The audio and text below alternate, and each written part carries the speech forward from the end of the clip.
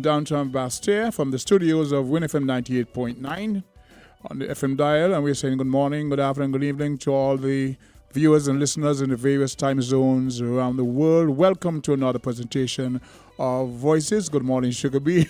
It's a beautiful day downtown Bastia. We had some rain, sort of keeping the temperature down because there's some hot topics out there. But here's what. We're going to give salutations to our very kind sponsors, and then we return. We see where the discussions today lead us. See you on the other side.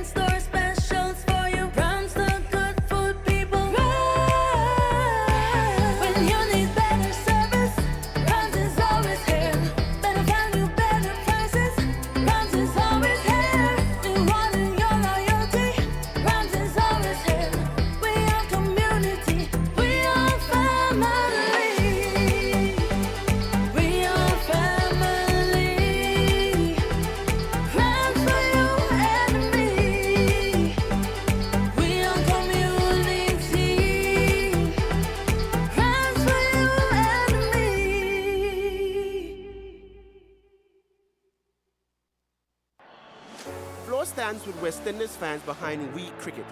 Be a part of the excitement when you sign up for any broadband or postpaid plan and get a chance to win a trip for two to an ICC Men's T20 World Cup match in Antigua.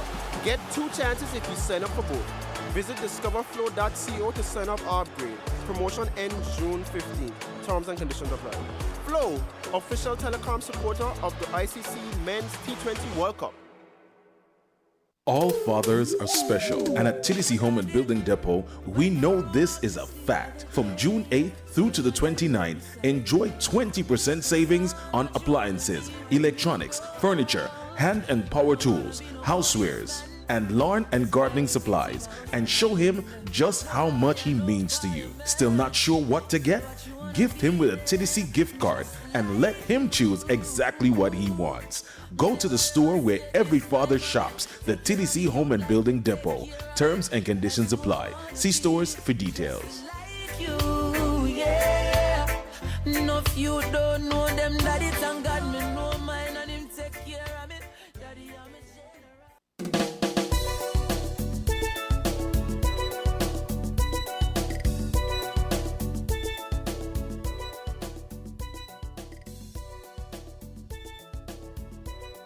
Hello and Internet land, welcome back once again to another presentation of Voices. My name is Socrates, hosting today's presentation. It's a beautiful day downtown. I mentioned that we've had some rain that's put a little damper on the heat that we've been complaining about. So we thank God for the rain. As they normally say, no rain, no food. People complain, oh, too much rain or too much sun. Hey, it's Mother Nature. You over the punches or you stay inside. So the farmers are happy for the rain. We're happy for the rain. For the folks in various parts of the islands, even around the region, with water challenges, we are happy for the rain. As I said earlier, it's kind of helped to put a damper on the things that are heating up in our federation. I'm going to read a breaking news headline and share a perspective of a gentleman I spoke to a while ago on my way to the studio. And the headline says, breaking news, Foreign Affairs Minister Dr. Denzel Douglas allegedly, officially served with a RICO lawsuit while seated in cabinet. And then later on, there's a bit of conjecture that says, let me see if I can find it, that this could only be accommodated by the Minister of National Security because you just can't go into Parliament and serve on anyone. So it reads, the conjecture, in my point of view, speculation suggests that Prime Minister Drew may have allegedly given approval for security to permit entry as far as the cabinet room. So to mind, that's conjecture.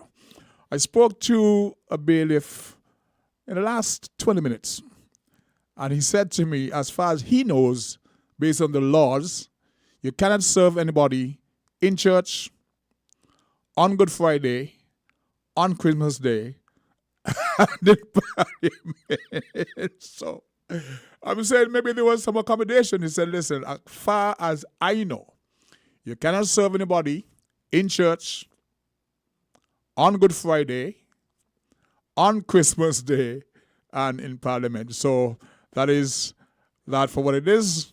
I don't know. And then the other topic, just want to hit, in a cursory way. I would have heard Carl Baum this morning complaining that 5 of the 6 elected ministers in Parliament are currently off island. Now, we know that our ministers have to travel on agendas that benefit the Federation. It's part of the obligation, so we accept that.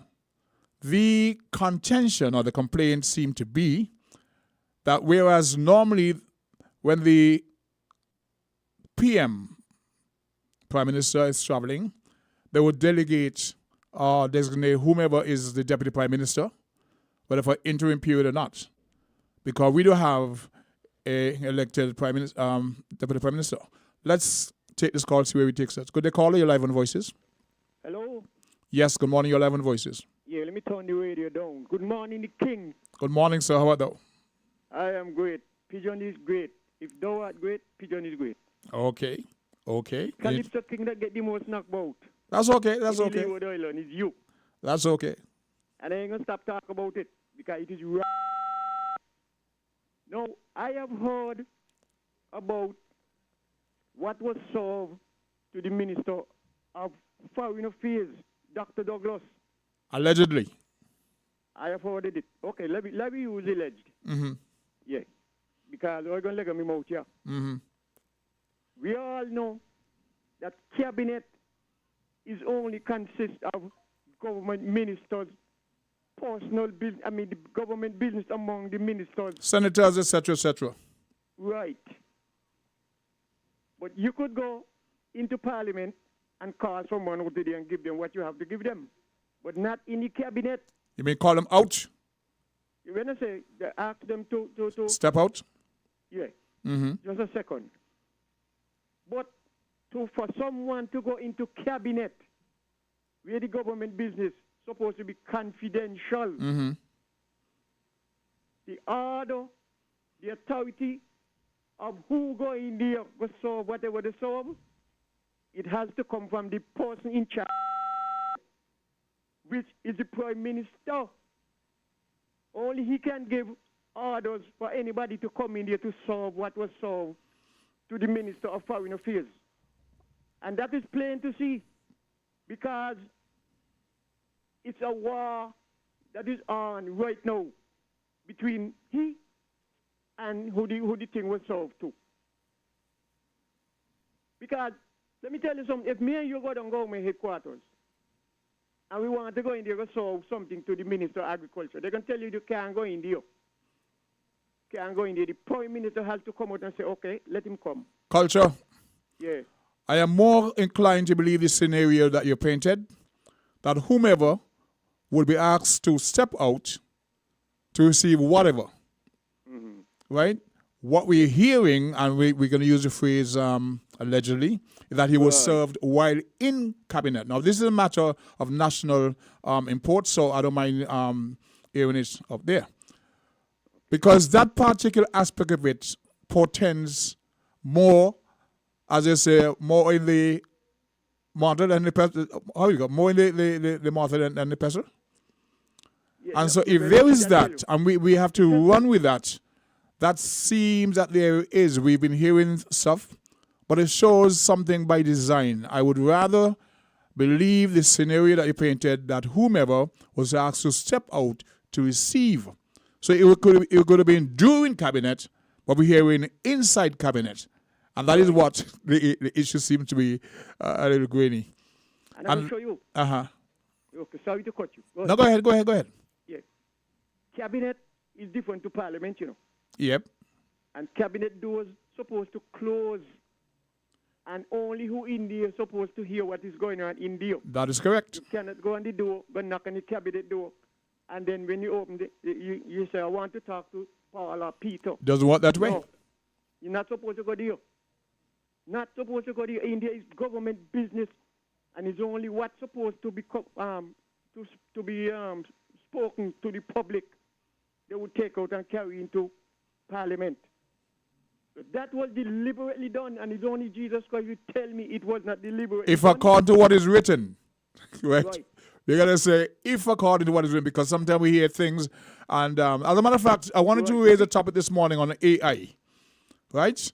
I know Richard Bunting is listening, but we're gonna have to do that program at another time. He asked me permission. He asked me permission to take one of my songs in an experiment. The name of the song is "Recipe for Unity," and he wanted to show me how we can take my song, put it through an AI software, and have the voice change completely. He sent me a copy of that. And I want to take it up on air in discussion when we have more time for that, because it shows that people can take people's voices, right, in an overlay and make you feel that that person is saying this and that. And that's why we have to be careful. So even when we read things, it's good to couch it in legal terminology. It is alleged. Because some people give their own interpretation and then they run with it. It may not be factual, but because it's in print, you accept it. So one has to be careful, right? We can debate things, but say it has been alleged, it's out in public sphere, we're just discussing it. That's the reason why I like to use a lot of parables. I like to use a lot of characters that in the book, Bro Nancy and Bro Tukumo and Bro Terrapin. I've never heard about Terrapin. I want to see who bought paper mark Bro Nancy and Bro Terrapin and Bro Tukumo. So them there is equal to the word allege. But I am saying this. Anybody can see from the four angles of the earth, east, west, north, south, what is going on. Because, like I said, I'm not going to repeat. Nobody has no right in India but government officials. Period. Square. Don't need that. So maybe what you were suggesting is what actually took place. Okay. Whomever was asked to step out momentarily, and they were served outside the chamber, not inside, because you, according to the bailiff, whom I spoke to on my way here, he said you cannot serve anybody in church on Good Friday, he believed Christmas Day, and in cabinet. Okay. So if that's the law, then there's something wrong with that. The conjecture is that this was orchestrated by our Prime Minister. That's conjecture as far as I'm concerned, until we hear from them.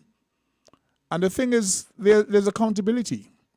But in the meantime, you have the various print media out there saying this and saying that, and we get caught up in the railway. But anyway, it's really a serious thing, though. Anyway, when you get a chance in the week, God willing, I need you to come and check me. Okay, today's Friday, so early next week, because I'm going to pretty much tied up during next week. We got music festival. I'm on the transportation committee, so to speak. Transportation detail, not the committee. So I see myself. You have some tracks to lay down? Yeah. They're tired? So you can walk with your banjo, your quattro, whatever you got, your bugle, your five. I will love that. I will love that. Let me ask you one question, before I go. Now, once ago when police meet a gang of men in an alley where servitude and they roll in dice and money on the ground, because I missed the last word. There was a beep. Are you still there? Oh, sorry. Yeah, I'm here. You see when they're rolling dice on the ground, etc., and police shows up, what happens? Them who doing it, they don't run because they know well that it's gambling. And they don't miscutter, yeah. In St. Kitts. Okay.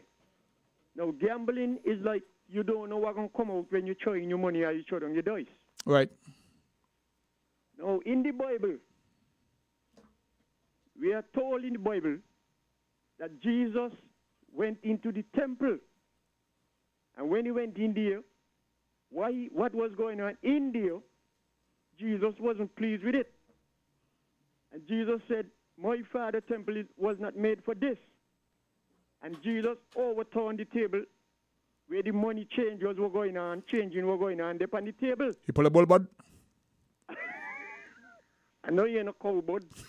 I just asking. Yeah, he pulled a bull belly, Okay. a bull bud, and he banged them. Now, if what they were doing in there was biblical, he would not have done it. And I heard my good friend, I love him, Greg, and he means well, but he need to go to theology university to learn. I heard him say this morning, and that's the second time I heard Greg say he does buy a lot of tickets. So I want to know if the Bible say it is okay to buy a lot of tickets because that is gambling. I know he can call in. So Greg, You gonna sell Greg on me today? Yeah, me and your good friend. But tell you all if what you doing, buying lots of tickets. We will hear from him and his interpretation. Not to worry about that. Okay? Okay. But thanks for your contribution. You've been the first call of the day. We got 20 minutes past, so we are now due for a station break. We'll be right back. Floor stands with West Indies fans behind We Cricket.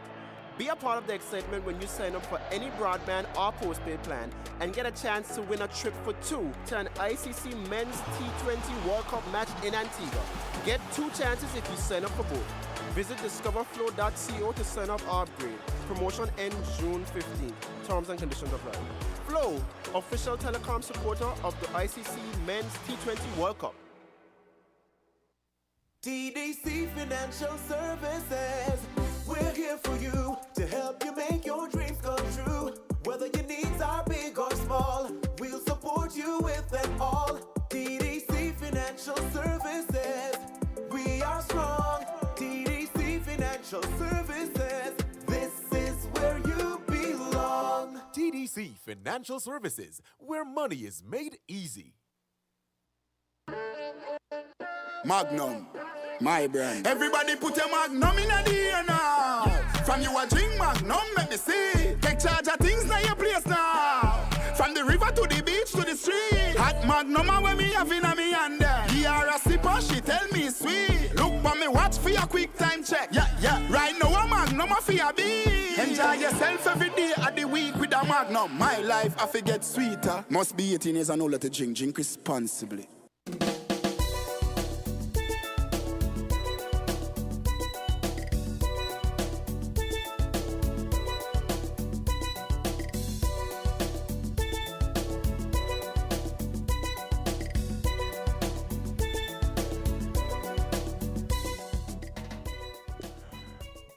Once again, good morning and welcome back to Voices. We are told there's a caller online, so caller, good day. You're live on Voices. Socrates, good day. Good. Greetings in Jesus' name to you and your listeners. I just tell... Go ahead. Hello? Go ahead. Yes. Jesus who came to save his elect, his chosen sinners only from their sins and from hell, and he who is the second person of the eternal Trinity. Now, let me say this. A number of years back, Dwyer Astaphan had surprised me because I already knew the answer from my research and reading and that sort of stuff. But Dwyer mentioned it as well, and he surprised me. One time he wrote an article, and he dealt with the same temple matter.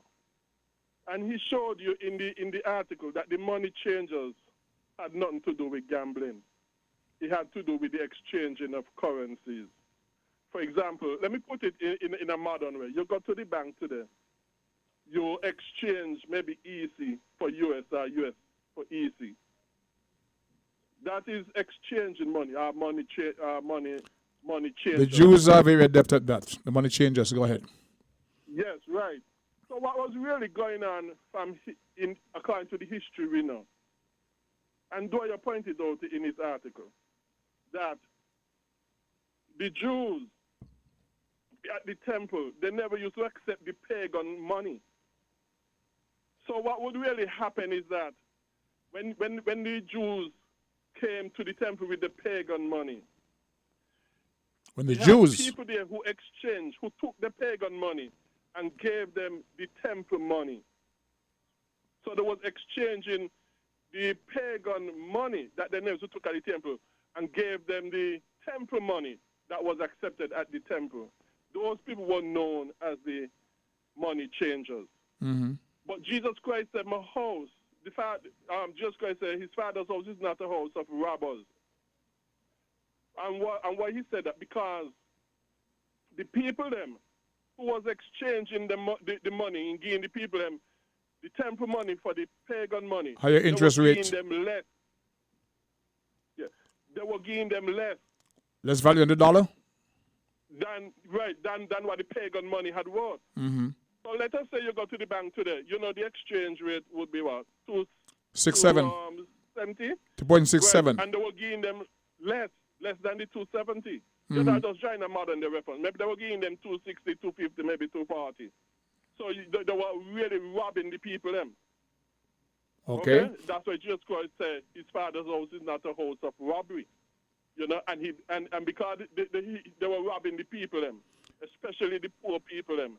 So where do we get the concept that they were actually gambling? Hello?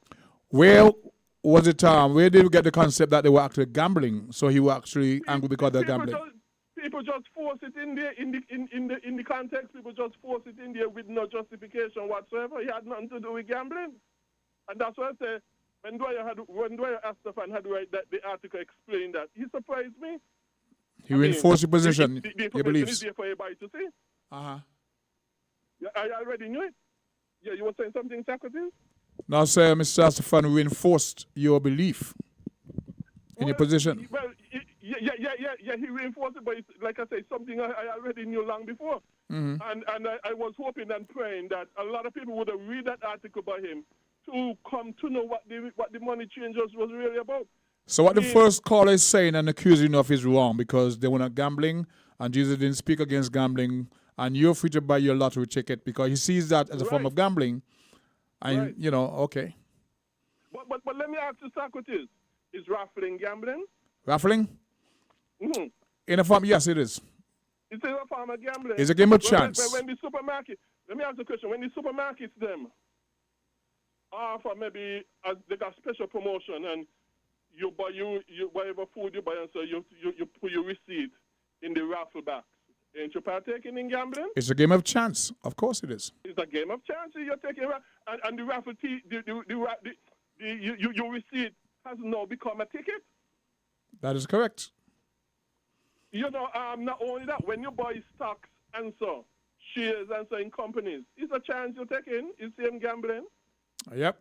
People have lost all of their savings and money and retirement and buying stocks. And there's no legal redress for it because you were investing in stocks that in a market that's volatile. Some people lose their shirts, etc. But it's a gamble. You're taking. It's a gamble. Yeah, it is a gamble.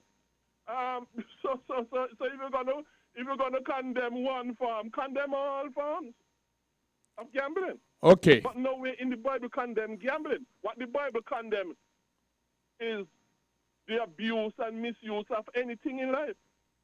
Like spending off all your money on gambling, spending off all your money on drinks, spending off all your money on sports, spending off all your money on entertainment, that sort of stuff. The Bible condemns the abuse and misuse of things because you might have family who might... Hey, try and let me know if there are other callers, right? Hello? Okay. Now there's another caller on the line, so I'm going to ask you to wrap up and we get back to your maybe later on. So the Bible does not condemn gambling. The Bible does not condemn drinking. What the Bible condemns is the abuse of anything in life, the abuse and the misuse. Hey, people abuse and misuse the Bible to justify wrong. Okay, let me say the next caller. Thank you. Thank you for your contribution. Is the caller still there? With the caller, you're live on Voices. Socrates, good morning. Good morning, how about that? Yeah, what hearing you say that they done something in Parliament? There is a publication, right, that reads, let me see if I can find for you, so I can be accurate in my... It says breaking news, and it's done by Times Caribbean online. It reads, breaking news, Foreign Affairs Minister Dr. Denzel Douglas allegedly officially served with a RICO lawsuit while seated in cabinet, not parliament. This was on a Monday. Oh gosh, man. And what is RICO be? RICO it deals with racketeering. It's an acronym for racketeering and this and that and that. Why they didn't wait till he come out? He live here. He lives here. Running nowhere. They could have waited. That is embarrassing. It's embarrassing. If it happened, because I'm thinking maybe If it happened. it happened. If it happened. If it happened. I'm thinking because Culture called this morning and he said maybe he was called outside of the chambers and served. Right? But this article says while he was seated in Parliament. And so I spoke to Bailiff this morning and says you cannot serve anybody in church, on Christmas Day, on Good Friday, or in cabinet. So if that happened, there had to be some sort of accommodation. I hope it's wrong. I hope it's wrong. Because if that's true, that's very embarrassing to a human. That's embarrassing, you know? So, and this thing with this traveling thing now.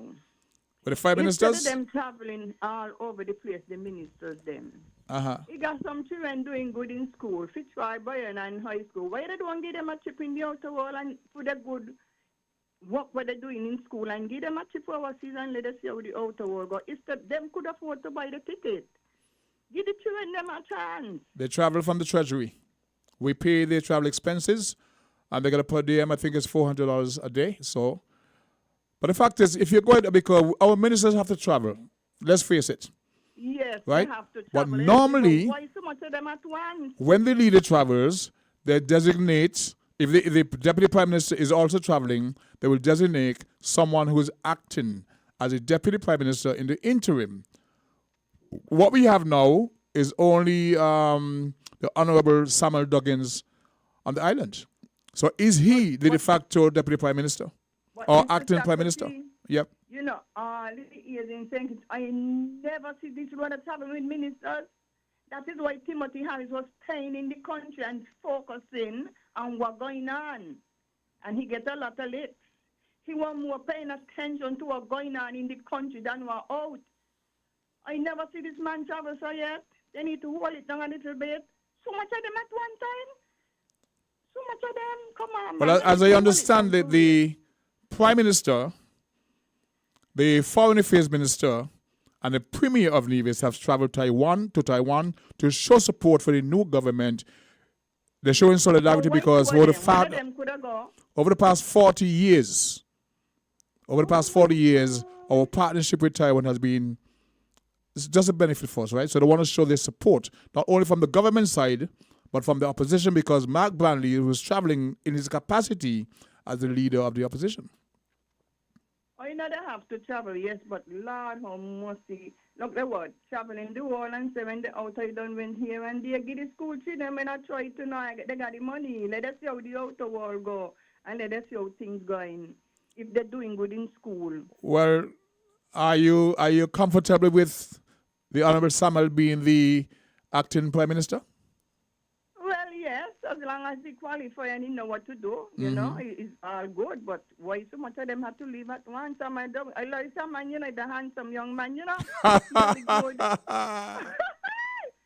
He's a handsome young man. I'm sure he loves to hear that. My girlfriend have to pay close attention. He reminds me of a son of mine. Handsome young man. Imagine and that. I always tell St. Kitts people, young man, I stop killing.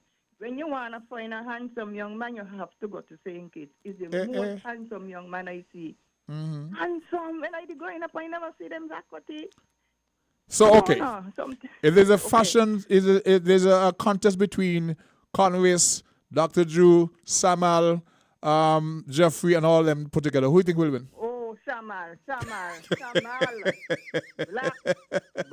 chocolate. He's the blackest. Nice looking handsome young man. He's the blackest? He's the darkest there? Dark chocolate. What about Douglas? But We have on this call, right? Ain't too bad, but okay. Samuel. We have on this call. Samuel, okay, we have this call on the line, so we have to take it. But thank you for your contribution, right. okay? Good day, caller. You're live on Voices. We missed that call, but give it a chance. Call back again. Let's see what you have to contribute. So we have woo, bag of sugar. This one will catch you. I know you like him, Doc. We have a call online. Good day, caller 11 Voices. Good morning, King. Good morning. Good morning. Welcome to the program. How are you doing? Not too bad. Not too bad. I just come from by the animal. Yeah, how the rain treating you? Oh, man. You know we go, man. All the rain coming now, so the place getting back green, so. Beautiful. You know, you can, anything you got, anything you do, you got to get patience, you got to get. Mm-hmm. And that's it. Okay, talk to me. I just want to thank God for life. Thank God for the federation of this country. Think it maybe. Yep. A blessed, blessed country. Double slice of paradise. If we could only live as one, black brothers and sisters, we'll have forced to reckon with any other country. But Tell me one country in the world where the people live as one. eh? Tell me one country. The king will be the majority out. But the king is wanting 70 people to pull against one another, but obviously live so. But in the 70s, I remember a man little boy could have got anybody who went hit out the pot. Yeah. But you see, one of the reasons I asked that, we always hear that black people are the only people who don't live together. That's nonsense. Look at all the other races, how they live. The king, the king, listen now. You said that black, minister, so. I know he didn't say that. I know he didn't say that. I know he didn't say that. You said that black people live and all Indians live as one. The All who? Chinese and all Asians live as one. Some of them don't live because look over Really? in the Middle East. They do not. What's going on up in Ukraine and Russia? They do not live as one. But anyway, make your point. They don't kill one another. So what I mean that we're in a small little token country. Uh-huh. You know, we're in a little small little that. And this grudging and boyousness, we should going on with one another. And amongst our neighbors. We could just live, you know, and just pull on one another. You know, so Kitchen don't let their own people and support other people when they come in the country. I have no problem with that. They support the Chinese, they support the Indians, and let their own people in there. No, the king, like you said, I'm agree with Greg. I agree. You agree with him? Yeah. I'm agree with the gambling. Okay, okay. Yeah, because you put your money in a bank account, you're gambling. You're gambling. You're gambling. You put your money to the interest, you're gambling because when the bank will collapse and you lose all your money. Bank fail, you lose all your savings. You understand? Mm-hmm. So when people tell you, oh, you're gambling money, you're going to gamble your money, as long as it's illegal, as long as it's illegal to the country, you ain't doing nothing wrong. Anything legal in the country, you ain't doing nothing wrong. Let me ask a question then. Yes. Why did Mr. Bradshaw, then Premier Bradshaw, ban locals from gambling? I know the answer, but I'm putting it out there. Why did he ban locals from gambling? The card gambling and so when you play card and everything, it was illegal. No. Not that. Not ban gambling. Well, okay. When the first hotel came here and gambling was part of the setup, locals were not allowed to go to the hotels to play, to gamble. But the little card table here and there and the little dice and so on, that was still going on. Even though it was thought to be illegal, there was an actual ban on locals going to the casinos to gamble. I believe I know the answer, but I want to hear from the public why do we think that happened. So let's hear your opinion on that. You see that was the hit at that time. And at that time, he feel like gambling was so much a bad thing. Can't agree. But let me tell you something, the king. But if it was a bad thing, why allow casinos in St. Kitts where people could come and gamble? But he banned locals from going to the tables. I believe he know better. No, he know better. He know better. There was a reason for that, but just think. What the reason why he banned locals from Azoi? He thought. If you can bring in a hotel and bring in casino machine and all those things. Yeah. Well, you take local when you go play machine. But he banned it. It was prohibited. It may not have been legal, but he was the law of the day. But what actually happened? He thought that the casinos and there were playgrounds for the rich and those who would come in to do that. It was put for them. He didn't think that local people should go and put their money over there because they would lose and they would be taking the money out of the country. So those who came in with money to gamble, let them gamble in the casinos, but locals were prohibited from doing so. And I supported him on that. I believe that. I supported him on that. That was not good idea. If you bring in a hotel and pay, you got your money and you want to go in the casino, go play casino, I believe that you go play. Because suppose you win millions, suppose you win this, suppose you win that. You know how much people go in the casino and win money. I hear you. Because they win the money, they could pass the thing. Yep. Put them back on the foot. It's a good thing and a bad thing. You got to go and benefit. It was a moral position that he took. They can anything a man addicted themselves to. Drink rum, do cheat, do anything along with you're doing wrong things. Yeah. If you know enough money, you're going to casino go gamble. You're only destroying yourself. And taking meager savings. But you see my point. He was more of the mind of protecting the local persons from not going to casinos and taking part in those games, because those games are not designed for you to win. But for people, the tourists who travel to St. Kitts Nevis and had that exposable income to go to the casinos, play it's up to them. But he was trying to protect the local population from getting in the habit of giving your money to those people, because that money don't stay in the country. What's your opinion? You agree with him? I agree with him, yes. I agree with him. Eh? You know, sometimes, yes.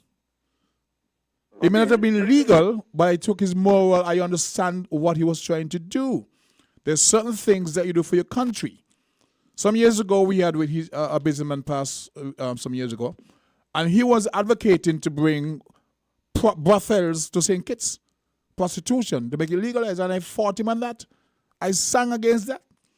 I've had tourists who come off the ship and ask me for those places. I'm against prostitution. I've had tourists who come off the ships and ask me in a very rough way, where they so and so. I tell them, not here, go St. Martin for that, go St. Thomas for that. We don't have those here. No, today is a different thing. Yeah, but there's something you do to protect your country, because tourism is not always good for your country and your people and your culture. It changes that. Yes, go ahead. No, with the traveling business, right? The minister says, yeah. I believe it's too much of traveling. I just totally believe it's too much of traveling. And traveling and nothing coming back. Suppose they come back and they give you the positive results of the travel. To do that? No project. But they can get the first time they travel and hear not positive happening. You know, hear this going to happen, this coming out, the going, nothing at all. All we hear just talking. And listen up, King, I do not believe the people, like any government, to job happening annually, them and the cabinet members or whosoever they be. I mean, the playing king. I don't believe the people against that. You know, we're like a government to travel. I hear you. I hear you. Government to put everything positive, and then 2 months or 3 months, you hear, oh, they get this project off the ground. It's like a talking. The king, he ain't gonna walk. He ain't gonna walk for the people. Answer me this question. Too much project don't start out to get, and none project them off the ground yet. Man, that is what the people in the government for, to let the government to open project that people go get work. You understand? Yep. Because they must travel. They must travel. Okay. Let me know, friends, if there are any callers in the line, okay? Whatever, our secretary, whatever, foreign secretary, as long as he's able to go there and see whatever to bring back here, there we go. Quick question for you. Before you go. What do you think of him as the acting prime minister? What I think about if nobody there, if no other minister there, when you got to be it, and this time first time happens. Okay. This is the first time happens. So if nobody else in the country, he's now in Taiwan. Because they could have been the prime minister if he was here, because he part of the go. No, he's leader of the opposition. He's leader of the opposition. Man, let me tell you something now. Mark Bradley ain't acting like no opposition leader. Mark Bradley acting like he can in the federal government still. And everybody know that. Call a spade a spade. How much salary increase did they get in the last few months? What, 33% salary increase? Come up with it. Yeah, and listen now, they say he gives you 15%. He's advocating for an increase of 15% more. And they don't get 30%. 30 they get on here. Something like that. Same thing. Something like that. Something like that. You can one love for Jewish people. Tell me one of the guys for Jewish people. Lots of love. Eh? He's the premier. They elect him, so they must love him. He's the premier. He was elected time and time again, so they must favor him. They can I know, but listen, that is better that me don't with this political blindness. You go see a man in which yourself and do all kind of things. And then you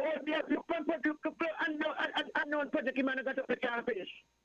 And finish project man got up here. You got the hospital, you got the sick of that. Well, based on what he said recently, he's doing a... Based on what he said recently... Okay. Okay. To destroy the CBI program. All them nonsense they do. Bring a man to destroy the CBI program. Eh? And you say you want to finish here. And do all them kind of reckless ignorance. Okay, the king. Thank you for your contribution. We don't seem to have any call online, and I need to let the public know who complain sometime that I let people talk and talk. The lines are being monitored. If they are incoming calls, then I would have the person, wrap it up and take this call. But there's one on the line now. Okay, go to caller. You're live on Voices. Hello, the king. Good morning. Hey. Yeah, I'm back. You lost the vote. Okay, let me give we had Dwight Stefan against you. We had politics. We had things. So you're down by 2. Talk to me. Okay, let me give you a little advice as a friend and as a man. According to the conversation with the lady who called him my good friend, if you and that lady was intimate, I would advise you to go booby oil and go live. How so? Samuel Duggan, handsome Samuel Duggan. Yeah. That could have been a card. For who? You. I get blow all the time. There's nothing new. Because I could tell you something. It doesn't matter how much you preach. Like what Absin had said. You would not have convinced the caller that she wouldn't have bought you with Samuel Duggan. She says he's a handsome young man. So I asked her, out of all the ministers, he emerges as the most handsome, young and sexy and this and that. That's beauty's in the eye of the beholder. That alone should tell you, get a ticket and go booby oil. No, man, I got my fans. He got his fans, you know what I mean? Yeah, but you're going to lose your sweetheart. Not a problem. No, not a problem. Who for me, for me? See how she's dressed? He's a handsome man. Well, he is. He is. She said his wife and his girlfriend would have to look out. I mean, it is what it is. Some years ago, when Obama win the election. Oh, yes. You remember what? A comment was made and said, if that individual was a woman, they would have given Obama trouble. I mean, his wife trouble. Yeah, I think, yeah. Yes. Okay. But that's how it is. I mean, we have persons who are very, they have magnetism, they have charisma. Physically, they're very appealing. I mean, on both sides, it happens. Exactly. You got to give Jackie. And the man got swagger. Now, let me say something here. Yeah. Whether Samuel went university, college, or whatever it is, at least he is a minister. And if someone has a problem, he don't have to go back to university to find the answer to give to the person who has the problem, who approach him with it. He could use his common sense, and common sense alone can explain to the individual what they should do and what they should not do. So therefore, I'm saying that at least he should have been placed as what you call it, the acting prime minister, because he's a member of the Parliament, cabinet. Duly elected, right. Yes. So that means they consider him as what you call, these are my words, they consider him to be dumbbell, dunce, and he cannot handle. I don't know if nobody articulated that on this program. You know? No one said that, and I won't entertain anybody saying, I mean, they could have give the man the position, like, hold it till he come Maybe back, they man. did, we don't know. I'm saying normally there is an official statement saying XY is acting Yeah, but he in never this said. capacity. It was never said. Right. That is why I'm talking like this.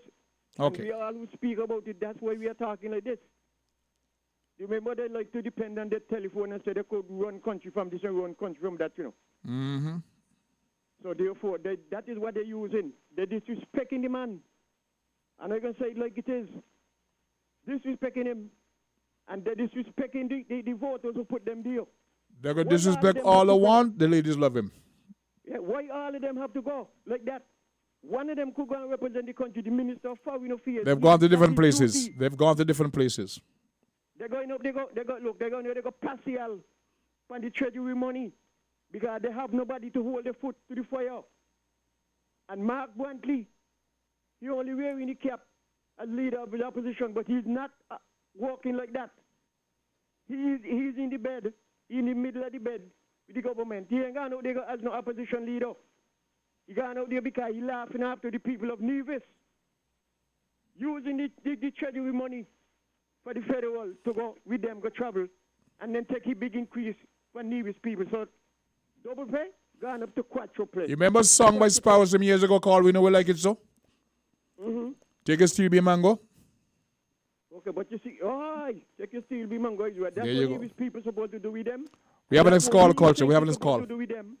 Okay, Take a buy culture. steel be mango. Okay, culture. We have an All next the call steel online. Sorry about that.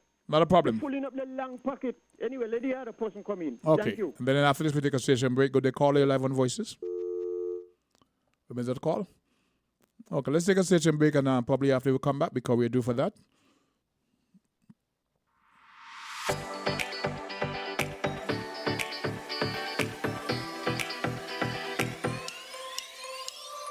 Rams the good food people always there to serve you. Rams the good food people, locations right near you. Rams the good food people, in-store specials for you. Rams the good food people. Rams. When you need better service, Rams is always here. Better value, better prices. Rams is always here. Rewarding your loyalty. Rams is always here. We are community. We are family. We are family. Rams for you and me. We are community. Rams for you and me.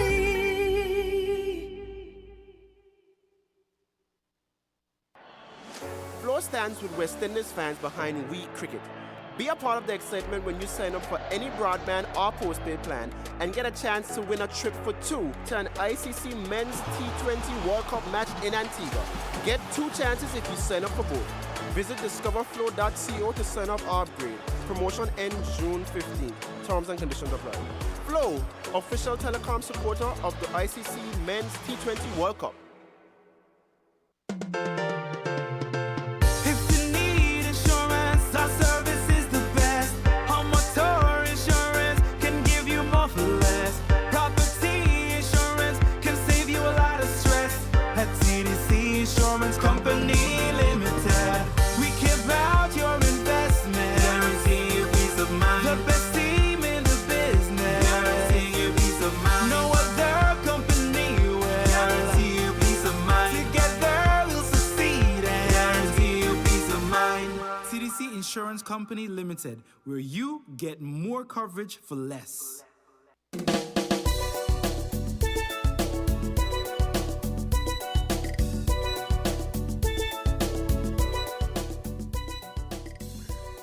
It's 11:15. You're locked down for another presentation of Voices. We go straight to the phone lines. Go they call you live on Voices. With the caller, you live on Voices. Hi, King. Good morning. With respect, good morning. How are you doing? I'm giving thanks for life. And yourself? Man, I'm just having a wonderful day. I have at 5 o'clock. Second, 5 o'clock. I think there's a little static on your line. Hello? Are you there? We're not hearing you clearly. Can Hello, can you hear me? Yes, a little better now, but there's been some, interference. Yes, I'm listening to the program. Happy to hear that. Yes. A few things. I did not listen to what Dwyer Hassan had to say, what Greg presents, Mm-hmm. and interesting. But we know that temple environment has some change. Because they deal with for sacrifices and there was. You may have to Well, shift your animal location. We're not coming to us clearly, and we want all listeners to hear you clearly. So you may have to shift your Okay, I'll location. call back. Okay, I'll call back. please do so. Okay. Yes. There's a bit of a challenge with hearing what the caller is saying, so we need to make sure that that's rectified. All right, it's 11:52. We've got about 8 minutes before the midday newscast. Saying hello to our Rosemary Donald up there, Brenda, Chris Collins. You normally weigh in on the topics, so we need to hear from you. And we go back to the phone lines. Go to caller, you're live on Voices. Go to caller, you're live on Voices. Good morning, the King. Mr. Brown. Yes, sir. You're back in town. What's going down? Yes, I'm not doing too bad for my age. Yeah, that's your signal thing, but okay, it's all right. The King, good morning to the listeners home and abroad. Carl Brown here. Yes, the King, the ministers, them is traveling too unnecessarily. King, what happened? We have so much electronic. What? They can't do virtual meeting? Well, with those who went to Taiwan, Necessary. those who went to Taiwan, I'm just speaking about this one trip of the leader of the opposition, the prime minister, and the foreign affairs minister who went to Taiwan. I can definitely understand that particular trip. You have to show up in person for that one. What happened to the tourism minister, Marshall Henderson, in New York? What happened to Congress down in Germany? Germany, it is? Germany, yes. Yeah. Right? And, yeah, 1, 2, 3, 4. Canada? And Mark. Canada? And what happened to Jeffrey in Canada? Mm-hmm. But when they come back, they report on their trips. What transpired, what's expected. We want action. They have been traveling for 22 months now. Mm-hmm. And the King, we have not seen no results. We're not getting buck. We're not getting results for all these travels. You're not getting bang for buck? No. You're getting bang? And the King, here is it. We have a foreign government. These people never sleep 2 weeks since they got in office. Oh. They never sleep 2 weeks straight since they got in office. They're always somewhere in the world in some hotel. So you don't think they have to travel on the country's business? Eh? You're saying there's a need for them to travel this frequently on the government's business? Exactly. They're not staying at home to do nothing at home. But if they came back we are not seeing them. and There's justified... no town hall meeting. There's no face-to-face. What happened? They were up and down campaigning house to house. They were having all kind of meetings. You could have go and see them. You could have called. You could have messaged them. They answer you back like they had you on speed dial. Now you're on dead dial. Dead dial? Dead dial you are now. It means that you are not here, so they don't answer you back. They're busy. They're busy looking after the affairs of the country. No, they're busy looking after themselves because when they come back, it's thousands of dollars. Some of them, when they come back, they travel overseas, it's higher than the salary. Based on? $400 US per night. The per diem. Eh? It's called a per diem. Good. And the King, we, the voters, the citizens, and residents of the country is not seeing no results. All we're seeing is their pocket being full, the bank account being increased heavily.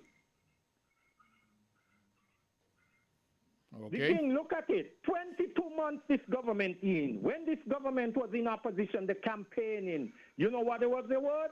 They had investors on the back of their hand just waiting for Labour to win to come and invest.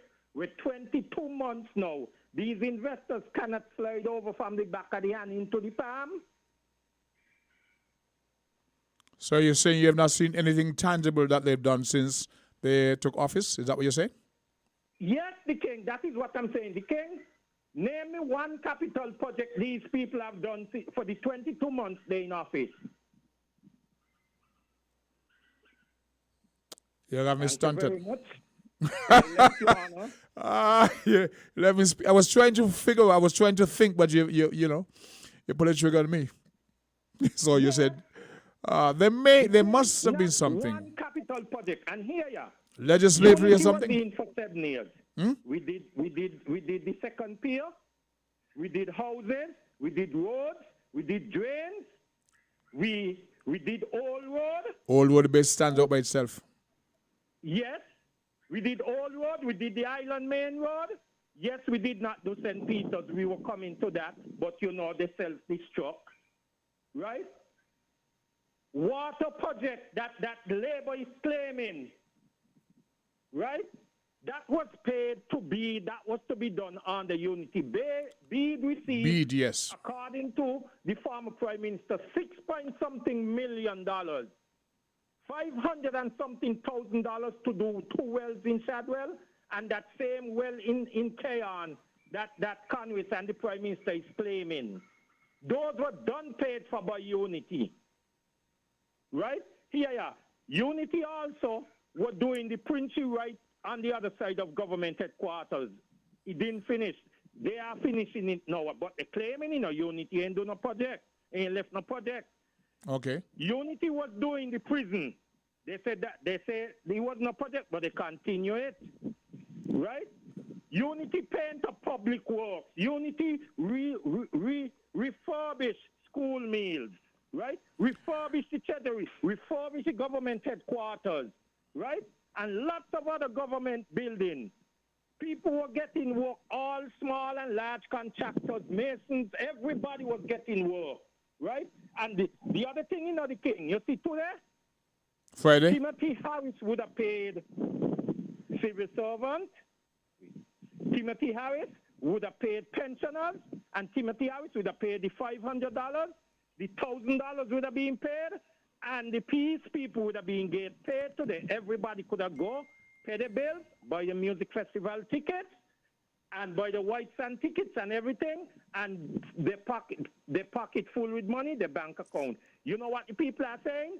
Even the big, small, and yard fowl and cockroachy labor people is saying that they want back Timothy. Because Really? when Timothy was in, the bank account had saving. Anyway, the bank Carl. had in money, and they was paying the bills. We got 20 seconds up to the midday newscast, so you're going to have to wrap it up and call back We after. have not seen one project from these people. So all they're doing is wasting the taxpayers' money. No capital project. The high school, they don't pay millions and they put on one block. Say this.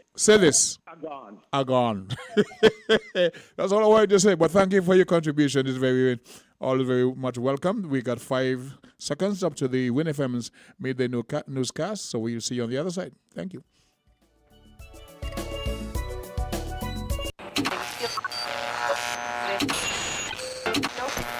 You found the sound. 98.9. Win FM. We now bring you the headline news. The headline news is brought to you by Caribbean Alliance, The Grange, and Carib Brewery.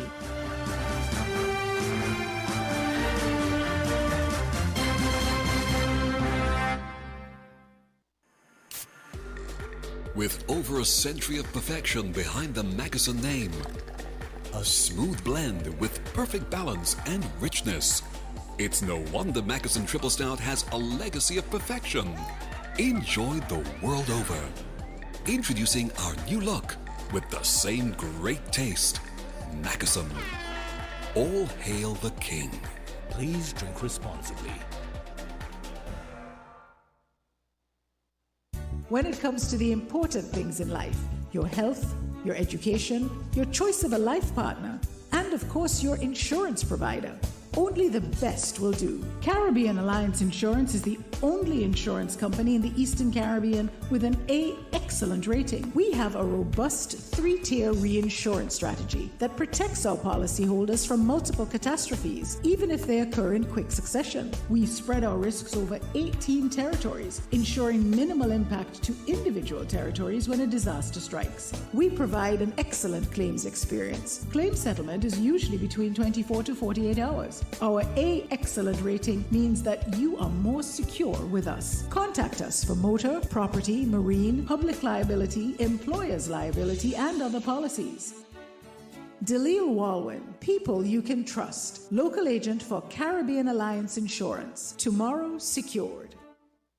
Did you know that the Grange Healthcare Facility is the first purpose-built, non-governmental healthcare organization on St. Kitts? It's situated at Otley's, 7 miles east of Basseterre in beautifully landscaped surroundings. The Grange has a team of highly trained professionals and provides care that's rated as being comparable with UK and North American standards. The Grange offers varied accommodations to suit your individual needs, and our all-inclusive packages make the cost of care per hour the most competitive on the island.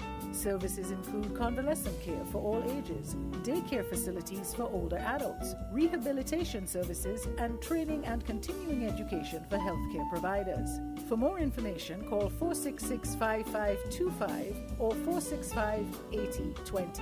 Fax 466-8221 or email thegrangehealth@gmail.com or visit our website at www.grangehealthcarefacility.com. With the WINNFM Midday News, I am Kevon Brown. Our top stories. St. Kitts and Nevis to host inaugural Creative Arts Convention. School safety officers participate in Model Safe School Program Safety Course. Guyana's government suspends all dealings with the Mohammeds. Caribbean Development Bank holds annual meeting focusing on partnerships for resilience. Internationally, 5 killed in Israeli attack on municipal building in Gaza City. Now the details.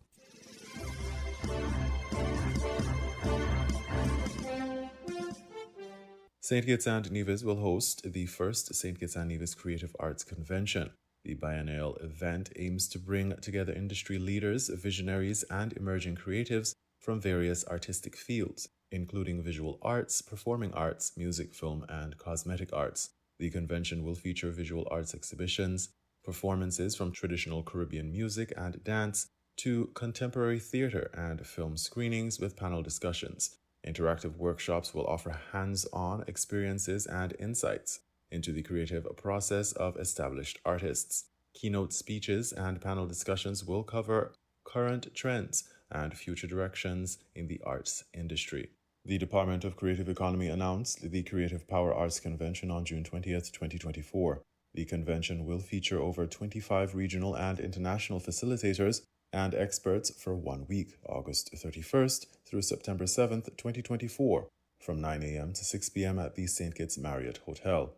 Cassim Pemberton, stage name Ruckus H.E., Marketing and Communication Officer with the Department of Creative Economy, shared some of the events that could be expected at the convention. We have our panel discussions where our creatives and our facilitators will all be able to be in one room where you can ask all the questions that you need to ask. And we don't want, when we get in the room, don't shy. Don't be afraid to ask your questions. That is what we are here for. That is what the facilitators are there for as well. Ask any question that you need to ask. And that's our panel discussion. So, of course, even though you're not a part of some of these classes, our facilitators will be in one room where you can ask your question to any one of the facilitators. We also have our lectures and presentation. We also have master classes, and these master classes are where you can get a more hands-on approach to what you're learning on that day. We're here to make sure that we can execute what we are learning, and so our facilitators are going to give you that opportunity so that you can do what they're teaching you hands-on, more detailed. And that's what the master class is all about. We have a small group consultations that's something that you need to look forward to as well. And we also have exclusive opportunities. And now, this is where maybe a few of you can actually pitch your ideas to these facilitators. Maybe you have an idea, something that you want to pursue. Maybe you want to work with one of these facilitators. You want to collaborate. And you will have that opportunity to pitch your ideas to these facilitators. So it's not just them coming and teaching you and then see you, bye-bye. Let me know, what do you do? What would you like to do? How can I help you? Where can we go from here? And so we have those exclusive opportunities. Pemberton went on to list the sectors being targeted for the inaugural convention. The sectors that we're going to be targeting for our Creative Power Arts Convention, it's business of music, music production, dance, theater, film, photography, videography, entertainment law and strategy, communications, hair, makeup, arts education, branding and marketing, carnival costume design and production, event promotion, app development, modeling and fashion, innovation and design thinking, entrepreneurship and content strategy. Outside of these scheduled sessions and expected activities for the convention, Robertine Webb, director of the Creative Economy Department, shared some fringe events tailored to some sectors not represented in the main lineup for the convention. I'm seeing a painter in the room. We do not have a facilitator in painting. But what we are doing, one of our fringe events, is an Axe Gallery exhibition for the visual artists. It's not just restricted to painting, but sculptures and so forth. So we're going to be having even an auction within it. We have something just for you. Culinary artists might be like, well, why in it for me? Come here, hear nothing. Well, we will be having a baking competition. Well, it's more on the creative side. So imagine cupcake wars, the decorative creativity. That, we will be having that, and a taste affair. So those, disciplines that we really did not get to touch in terms of the facilitators, our fringe events will be able to accommodate that. We also have The Den, which is a creative business pitch for 2 days. I'm not going to say what the award is in terms of the monetary value, but it is going to be fantastic. And so we have the business side of things. We also have a minister's cocktail at the opening ceremony. We also have an after party. We also have an event that will be mutually done with our ambassadors. So look forward to that. The facilitators for the convention, some of whom are sons and daughters of the soil, include Ivan Berry, Davon Carty, Jonathan Ramos, Cosine, Spencer Musalem, Derek Wilkie, Max Goose, Vivian Barkley, Nisha Tweed Bell, Sandra Oakley, Verlin and Janelle Williams, Chavez Prokop, Natalie Von Rose, Kenya Hill, Simon Frederick, and much more. The convention seeks to promote artistic innovation and cultural exchange, positioning St. Kitts and Nevis as a cultural hub in the Caribbean. It aims to attract artists and art enthusiasts globally, providing a platform for showcasing talents, exchanging ideas, and fostering collaborations.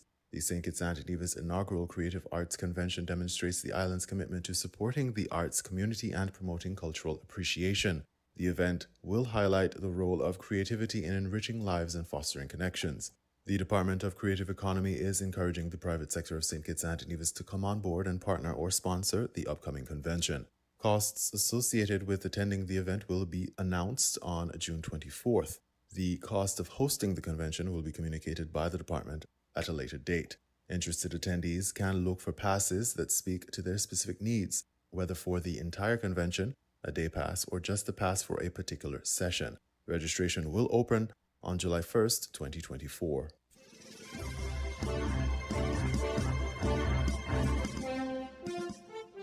School safety officers from across the Federation attended the ceremonial opening of the introductory school safety course hosted by the Caribbean Disaster Management Agency, SEDIMA, on Monday, June 17th at the National Emergency Management Agency, NEMA's conference room. Francil Morris, Chief Education Officer, emphasized the significance of the training. Quote, "This week-long program reflects our ministry's commitment to providing school personnel with the necessary knowledge and skills to maintain safe learning environments. We appreciate the support from SEDIMA, Mr. Kodra, and our partners in enhancing school safety, end quote. Bernays Kodra, Senior Program Officer for Safe Schools at SEDIMA and course facilitator, outlined the course's objectives. Quote, the Safe School program aligns with SEDIMA's strategic plan and aims to reduce vulnerabilities and enhance resilience in the education sector.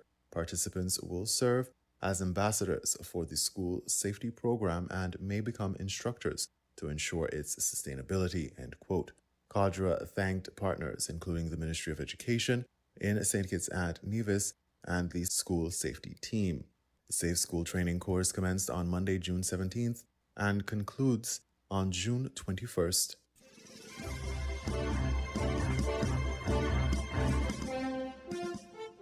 In regional news, Guyana's government suspends all dealings with the Mohammeds. Guyana News Source has that story. While indicating that the government is still awaiting details from the U.S. government on its investigations that led to the sanctions against billionaire businessmen Nazar and Azruddin Mohammed and Permanent Secretary May Thomas, President Irfan Ali said the businesses related to the Mohammeds have been suspended.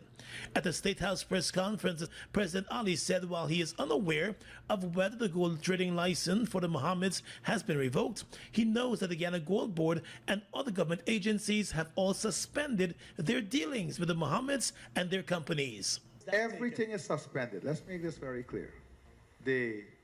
All transaction with the Gold Board, everything is, as I said, there's a process, Gordon.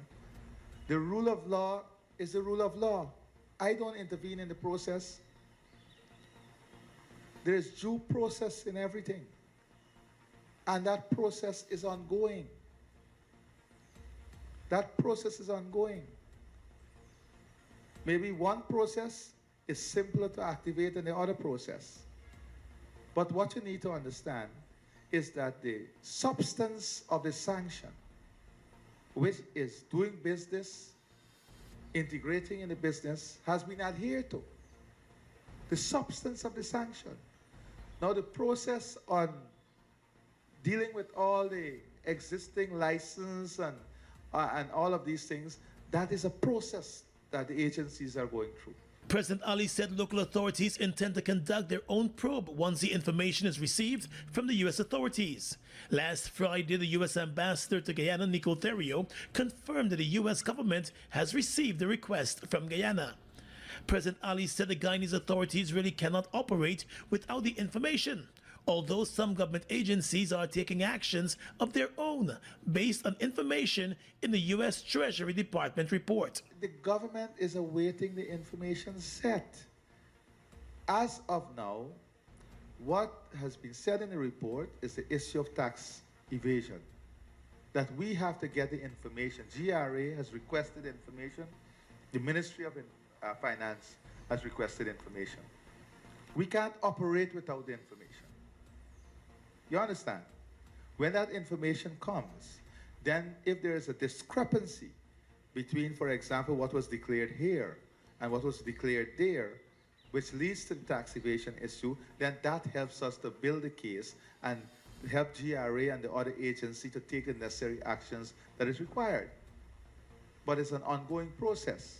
And today, the president played down reports that the government was left in the dark along with local law enforcement agencies about the U.S. Treasury Department's investigations. I don't agree. Surprised with that? No. Are you surprised with that? No, I don't agree that we were left in the dark. And I'm not surprised by anything in life. On his personal relationship with the Mohammed family, the president said he has known the family for years, but he's not compromised by anything related to them. Just over a week ago, the U.S. government, through its Treasury Department, slapped the Mohammeds and Permanent Secretary May Thomas with sanctions related to the under-declaration of gold for export, tax evasion, and being part of a bribery scheme. Permanent Secretary May Thomas has since been sent on leave from the Ministry of Labor, while the elder Mohammed, Nazar Mohammed, has resigned from his position as an NDC councillor for the governing PPP in the Eccles area.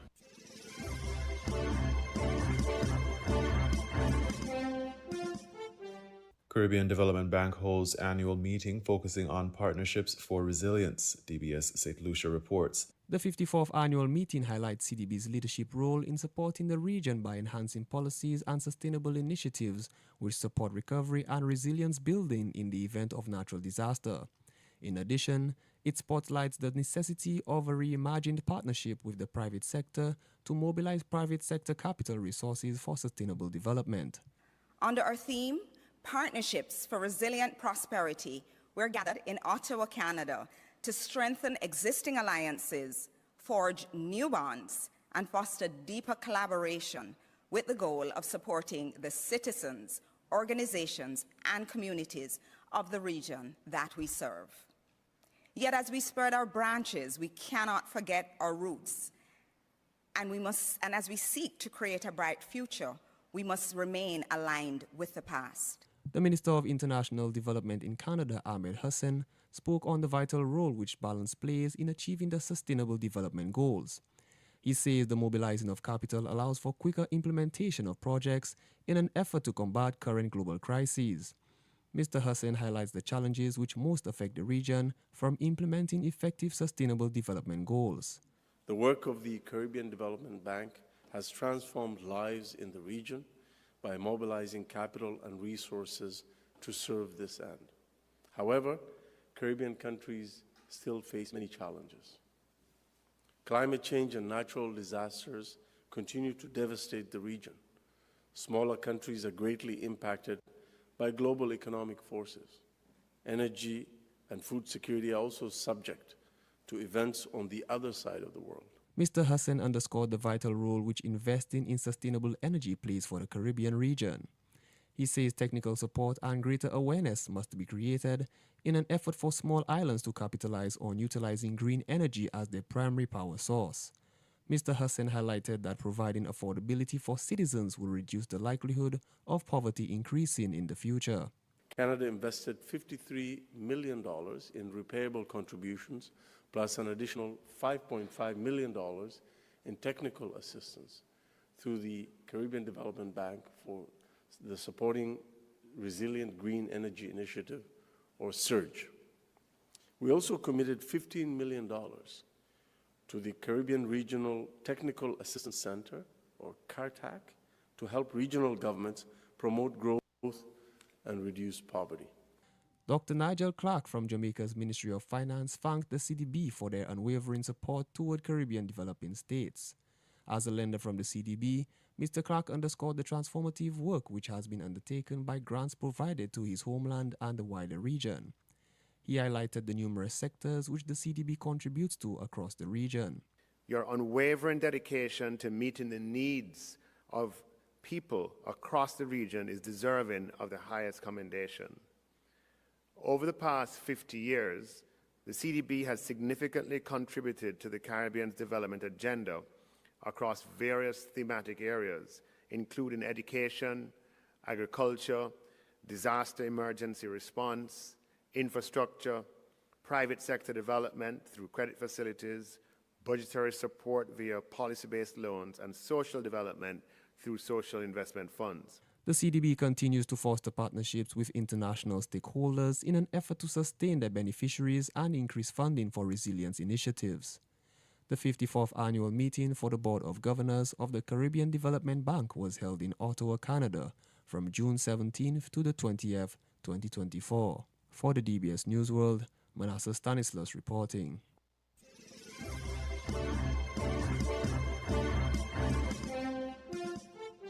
We now bring you these international reports. Let's go straight to Al Jazeera's Hani Mahmood in Deir al-Balah for the very latest. And Hani, talk us through what more we know about this attack on Gaza City.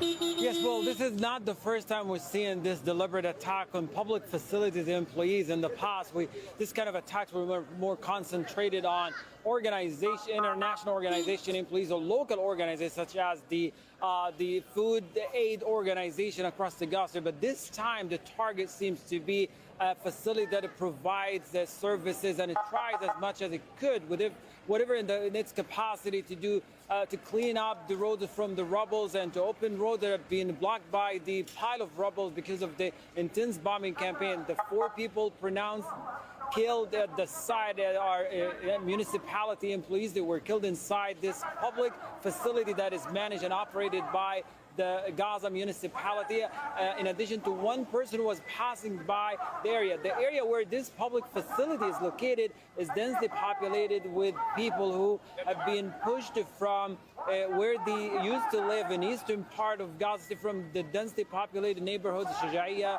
Zaytun, and Tufah, all the way to western Gaza, particularly at the center of Gaza City, being displaced internally due to the ongoing artillery and air attacks carried out by the Israeli military.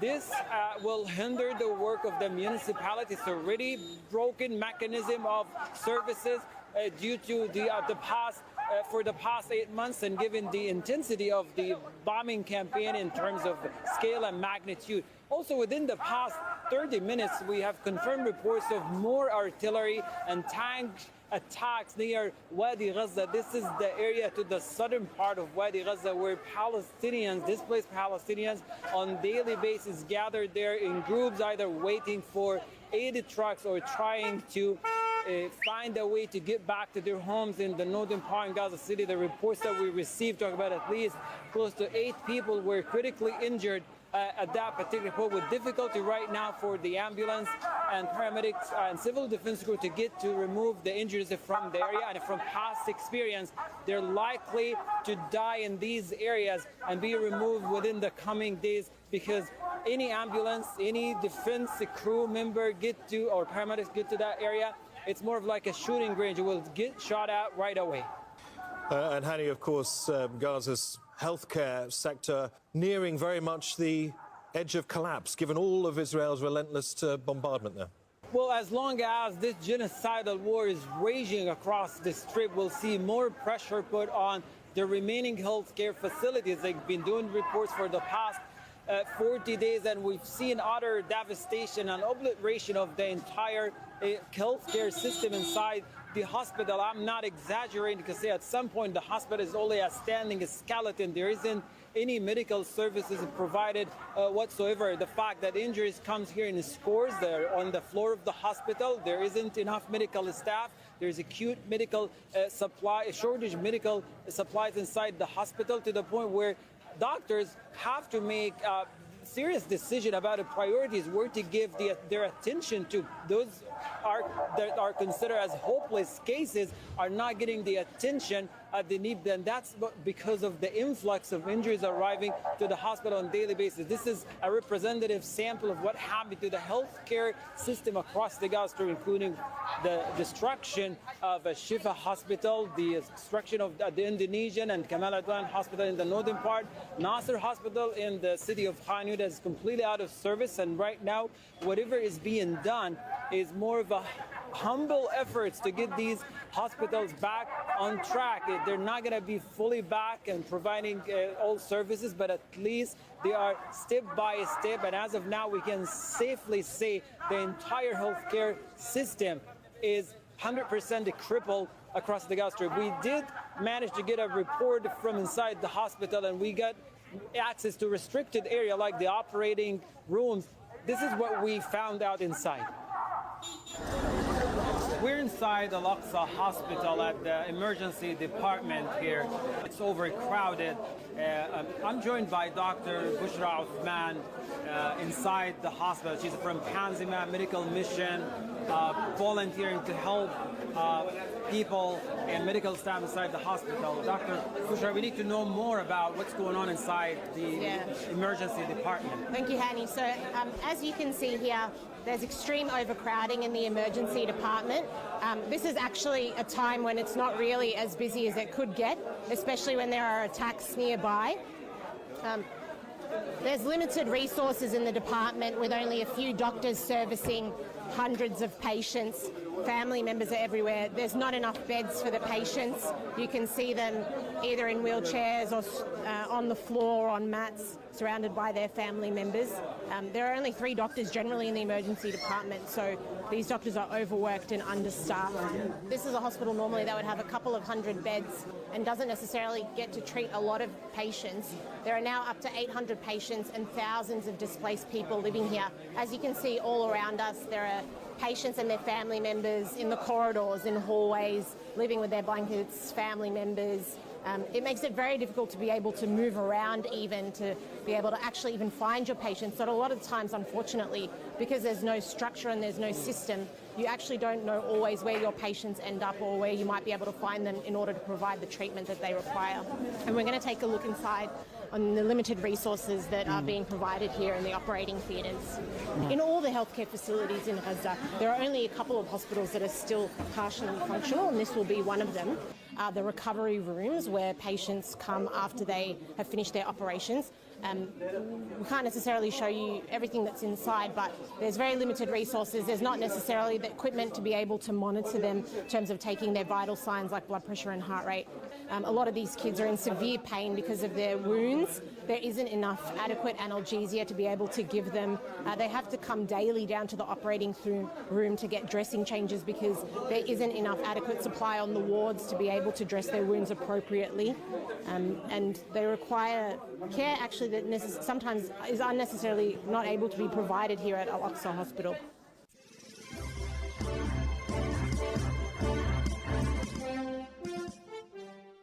Rock legends Queen are, according to Variety magazine, in the process of selling the rights to their entire music back catalogue for a record-breaking $1.27 billion. Sony Music would get the rights to Queen's recorded music, but surviving members Brian May and Roger Taylor would retain revenues from live performances. Well, earlier I caught up with Nick Riley, who's following the story for Rolling Stone magazine. So we know that Queen have sold their catalogue of songs to Sony for $1 billion, and that is thought to be the biggest deal of its kind.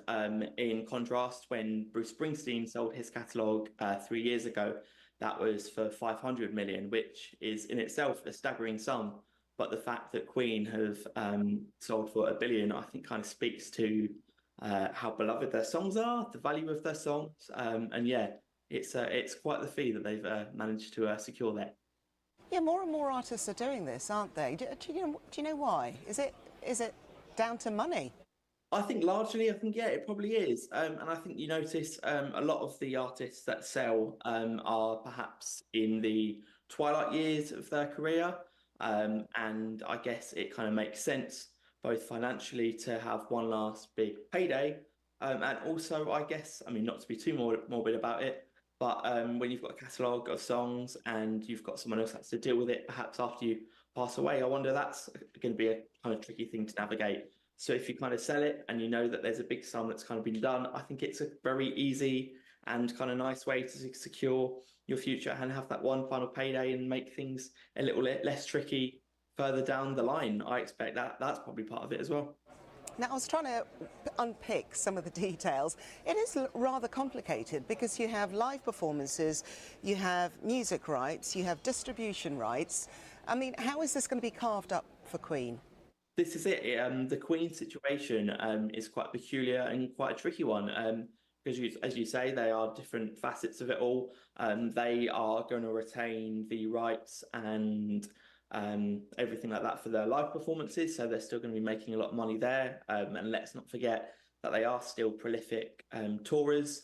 They've been hitting the road with Adam Lambert, who has been their singer, so it's been Brian May and Roger Taylor, and John Deacon, who retired from the band when Freddie Mercury died. He's still involved in the financial side of things, but he isn't touring. But they are still touring, so they're going to make money there. I believe that Disney has a section of rights in perpetuity from when they had carved up a deal with Queen in the 90s. So the actual specifics, I think it's a kind of a tricky one, and no one quite knows how it's going to work with that degree when there is a lot of different players involved. As I said, Disney were involved. But the fact of the matter is that Sony have managed to buy these songs for $1 billion, which is just staggering. So I take it the money is going to be shared amongst the band members. So we've got Brian May, Roger Taylor, John Deacon. But what do we know about Freddie Mercury's estate? Yeah, so obviously the estate is largely, I think his sister, who's still alive, is largely heavily involved in the estate. And that's where it will be going. His kind of share, or what would have been the share of the late Freddie Mercury, is going to be going to his estate, and they're going to be looking after that side. Obviously, we don't know the specifics of it, but we know that his share will be going to his estate, yeah. Do you know what? Music and distribution is that much more complicated now because you've got social media, you've got streaming. Do we know if there are any conditions as to where this music can be distributed, for example? Again, I'm not entirely sure because the specifics of that deal haven't been revealed. But the distribution world, as you say, especially with a band that is as big as Queen, is very multifaceted, very complicated, and I just know, I think that they're going to be laughing all the way to the bank.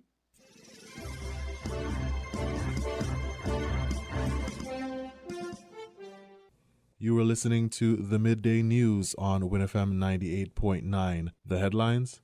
St. Kitts and Nevis to host inaugural Creative Arts Convention. School safety officers participate in Model Safe School Program Safety Course. Guyana's government suspends all dealings with the Mohammeds. Caribbean Development Bank holds annual meeting focusing on partnerships for resilience. Internationally, 5 killed in Israeli attack on municipal building in Gaza City. Thank you for listening. The WINNFM News was brought to you by Kai Brewery, SL Hoxford and Company Limited, Rams Trading, The Cable, and TDC. Did you know that the Grange Healthcare Facility is the first purpose-built, non-governmental healthcare organization on St. Kitts? It's situated at Otley's, 7 miles east of Basseterre in beautifully landscaped surroundings. The Grange has a team of highly trained professionals and provides care that's rated as being comparable with UK and North American standards. The Grange offers varied accommodations to suit your individual needs, and our all-inclusive packages make the cost of care per hour the most competitive on the island. Services include convalescent care for all ages, daycare facilities for older adults, rehabilitation services, and training and continuing education for healthcare providers. For more information, call 466-5525 or 465-8020. Fax 466-8221 or email thegrangehealth@gmail.com or visit our website at www.grangehealthcarefacility.com.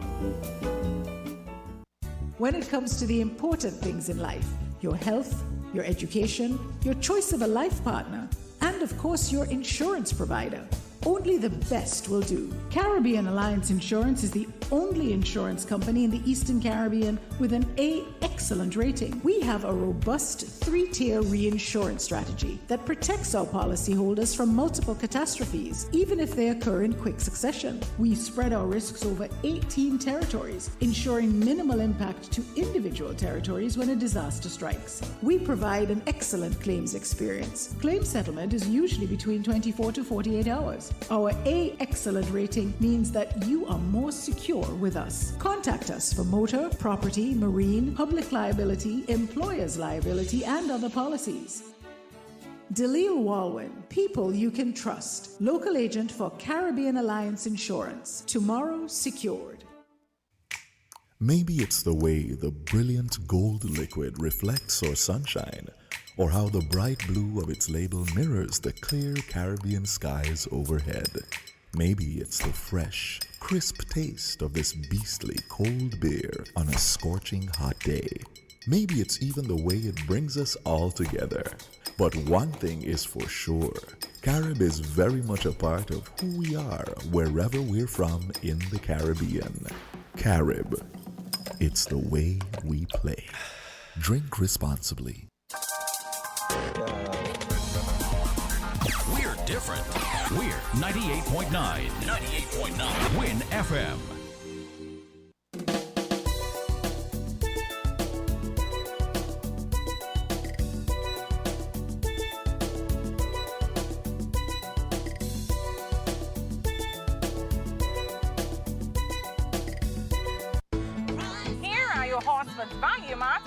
Day special. Running June 13 to June 26. Now our Value Club Blue Tag specials. Ocean Spray 100% cranberry juices, $14.99. Uncle Ben's Ready Rice, $11.49. Juicy Juice fruit juices, $13.99. IGA or Essential Everyday Pancakes and Waffles, $10.99. Essential Everyday Fries, $15.79. Suavitel fabric softener, just $19.99. And now our very low weekly value deals. Chef Boyardee canned and microwave pasta, $6.99. Libby's canned vegetables, $2.99. Essential everyday old-fashioned and quick oats, $15.99. The Colgate toothpaste, $6.99. White Rain shampoo and conditioner, $4.99. Arm & Hammer liquid detergent, $14.99. Shop smart, shop value mart. Tell them in Spanish. Sea listo y haga sus compras aquí en Value Mart.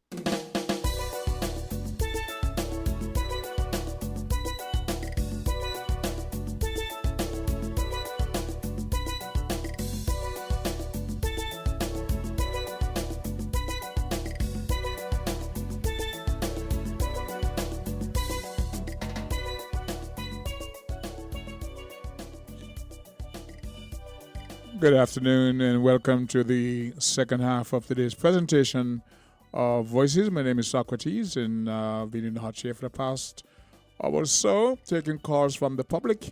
And I want to address something that was mentioned earlier today by Carl Brown when he was speaking about the traveling of the various ministers of government in their various capacities. There seemed to be a public outcry about the frequency of travel and how many of them are off island at the moment. One of the things that came out of that discussion was the per diem that was mentioned, and Carl Brown said it was 400 US per night per day. That's roughly $1,080 US per day. We have a contributor who seeks to correct that. I'm going to read what he says, and if anybody knows differently, they are free to weigh in on the topic. And it reads, "Good morning. I'm not into politics, and I was a public servant for over 30 years. The per diem is $100 US per night, and not 400. Some meetings require a minister, high-level meetings to sign certain documents, and lots of projects may materialize months/years after. If visits are fully sponsored, no per diem, etc. are being paid from our treasury. Most entities/governments will not accept attendance by non-minister at meetings targeted at ministers. We need to educate our people. For those who may have missed the context, this morning we had various callers and Carl Brown was speaking about the minister's travel, and he stated that the per diem was 400 US per night. This contributor wants me to address what Carl Brown said. Good morning. I am not into politics, and I was a public servant for over 30 years. The per diem is $100 US per night, and not 400. Some meetings require a minister, high-level meetings to sign certain documents, and lots of projects only materialize months, years later. If visits are fully sponsored, no per diem, etc. are being paid from our treasury. Most entities, governments will not accept attendance by non-minister at meetings targeted at ministers. We need to educate our people. Okay. There was another caller who spoke about how frequently they travel and why all the ministers have to go at once, etc., and they don't see any results. Carl Brown has stated that he hasn't seen evidence of any capital projects materialize it out of the travel of the ministers. This person is saying that lots of projects only materialize months/years later, and if visits are sponsored, no per diem, etc., are being paid from the Treasury. So, Mr. Politics would have stated, and Carl Brown would have mentioned the many projects that would have come on stream during the Unity government tenure. And he gave Mr. Harris credit for lots of projects. Huh? You have callers? I didn't get that. Sure. The lines are open. Let's see what this caller have to contribute. Good day, caller. You're live on Voices. Good day, caller. You're live on Voices. Hi, the King. I'm back. Yes, you're back. I am on my turf. You're much clearer. I'm at the airport. Okay. So I was over at the southeast, so that was expected. Poor reception. Okay, I know no problem. The reception over there is bad. Okay, you got my undivided. Let's go. May I have permission to speak? Most certainly, sir. And I'm listening to the discourse. Some of the facts of the matters might be carried away in our intention to really present them and not being accurate. It would be a takeaway from what we want to really convey to the general public, and it might be misconstrued as a result of that. Carl Brown and politics and others, and culture, the afternoon culture, they are ardent callers to the radio programs. And they would not miss a heartbeat to really present, because sometimes some of us that we are unaware as to what is going on. And I can only say that they are trying, but they need to be careful, because some of what they might want to convey might be considered to be misconstrued by other persons who have a more factual data, like the person who really wants to make correction there. And rightly so, they will make correction, and we appreciate that. But travels and other things has bedeviled us for a long time. And how can we really cut back on the budget? But the per diem don't seems like it's coming out of the government treasury, according to the person who wrote there. But how can you convince the ordinary person on the street that is not so? The general consensus would be that, wow, these guys on a plane again. There was this here. They went in the house, and you want to come tell me that they're gone on a plane again? So one has to try to curtail the travels, because during the COVID, we have discovered that persons would have worked from their homes because of the mass gatherings. So there are some things that we really can cut back on in terms of travels if we really, really, really want to really, whatever it is, save the public purse and so forth. Because we have found out that persons worked from home and they have gotten the job done, be it in the private sector or the government, the public sector. So that can work. I digress. I want to address a few things that culture said last week about Jesus' 12 male disciples. And I want to bind that in with another aspect. Remember the King. I am here to assist to educate the people.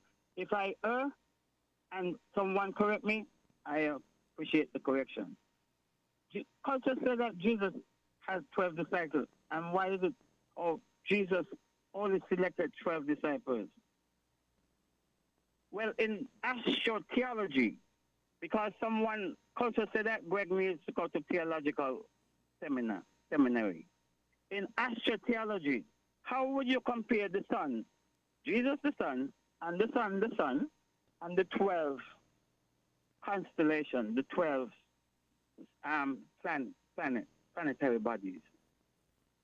And if you got to check, okay, Venus, Mercury.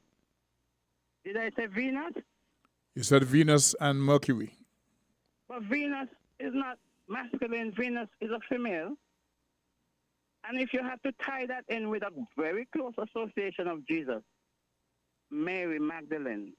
Not only that, the other disciples were saying, why are you wasting this precious ointment on initiating Jesus? And Jesus told Peter and John and those other guys, let the woman do what you have to do. She's doing a good thing. And there Peter and John are saying to him, man, we can sell the oil and make a lot of money. This is a lot of money.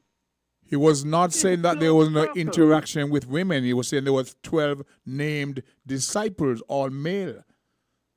Throughout you find interaction with women. Now, within Jesus' close circle, there was this woman who did a good thing to him, and the male guys was kind of like, guys, you see what this woman doing, wasting all this thing from the alabaster box. I am saying, I am presenting the women to the fore, which they always normally would be sidelined. Let us go on.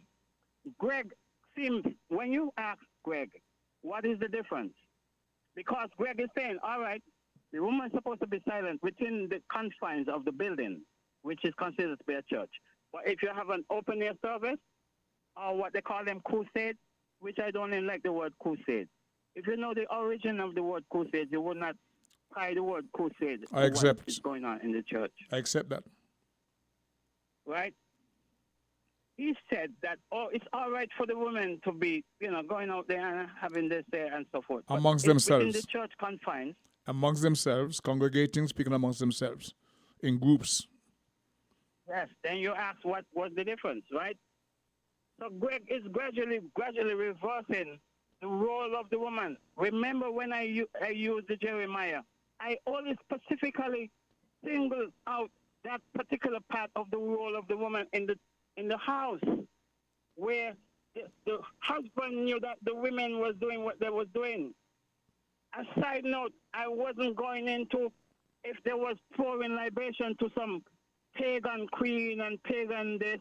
And speaking of pagan, the word pagan only refers to persons, a country dweller, as opposed to the affluent cities like Bastia and Rome and Athens and Damascus and those ancient cities, where persons who dwelled in those areas was considered to be affluent people, persons who was far in the countryside.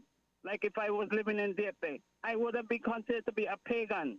So when the pagan brought their animals to the temple, are you telling me you're not going to accept the pagan temple and do the exchange, give them money for their animals? So that is how the pagan came in, and the word pagan was misconstrued.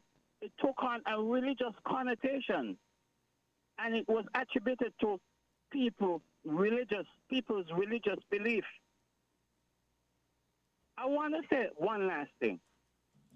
Because in Deuteronomy chapter 32, verses 8 and 9, it says, when the Most High, or if we're going to go back to the ancient languages, like Elion or Elion, when Elion divided the nations, I send it to you, you have it right there on your WhatsApp. Yep. When Elion divided the nations and gave assignment to the people, to the nations, Yahweh was Jacob's portion. Because Elion divided the nations, or in this English language, the Most High divided the nations, and then the Most High gave Jacob Yahweh, or some would say Jehovah. Well, I'm the one who need to go to Deuteronomy chapter 32, verses 8 and 9. Monshat, when you're calling, give me some clarity, because you want me to go to seminary classes. But I beg to differ. They have to come to my seminary class, because I deal with what we call forensic theology. Forensic theology, like how when the forensic team that are attached to the police department. They go out and they deal with the instrument and they analyze things down to the teeth. They scrutinize things. This is how I am scrutinizing the Bible that I read all my time coming up in Sunday school. And no one is going to negate me that right to scrutinize it and present my findings to the listening audience. And let us make sense out of my logic. Because I approach the book with logic. I don't approach the book with feelings and belief. Thanks for listening. Very much welcomed. We have a contribution from a gentleman whose name I would mention. We have a call. Okay, let's go to the phone line. Good day, caller, 11 Voices. Good afternoon, sir. Good afternoon to you, sir. How are we doing? Okay. Happy to hear that. A bit depressed after listening to your news, your midday news. You're a bit depressed. What aspect of the news? Well, the Gaza situation. Oh, yes. I know it's been ongoing and people tend to get fatigue from it and so on, but I mean, what the Israelis are doing in Gaza is nothing short of cruel. Genocide. Cruelty, right? Mm-hmm. And I don't know how the Western democratic nations could allow this kind of brutality to continue for so long, right? There's nothing else there to bomb. I mean, I don't understand why, and there's no end in sight. You know, it's just crazy. The other thing I observed in the newscast was how closely the U.S.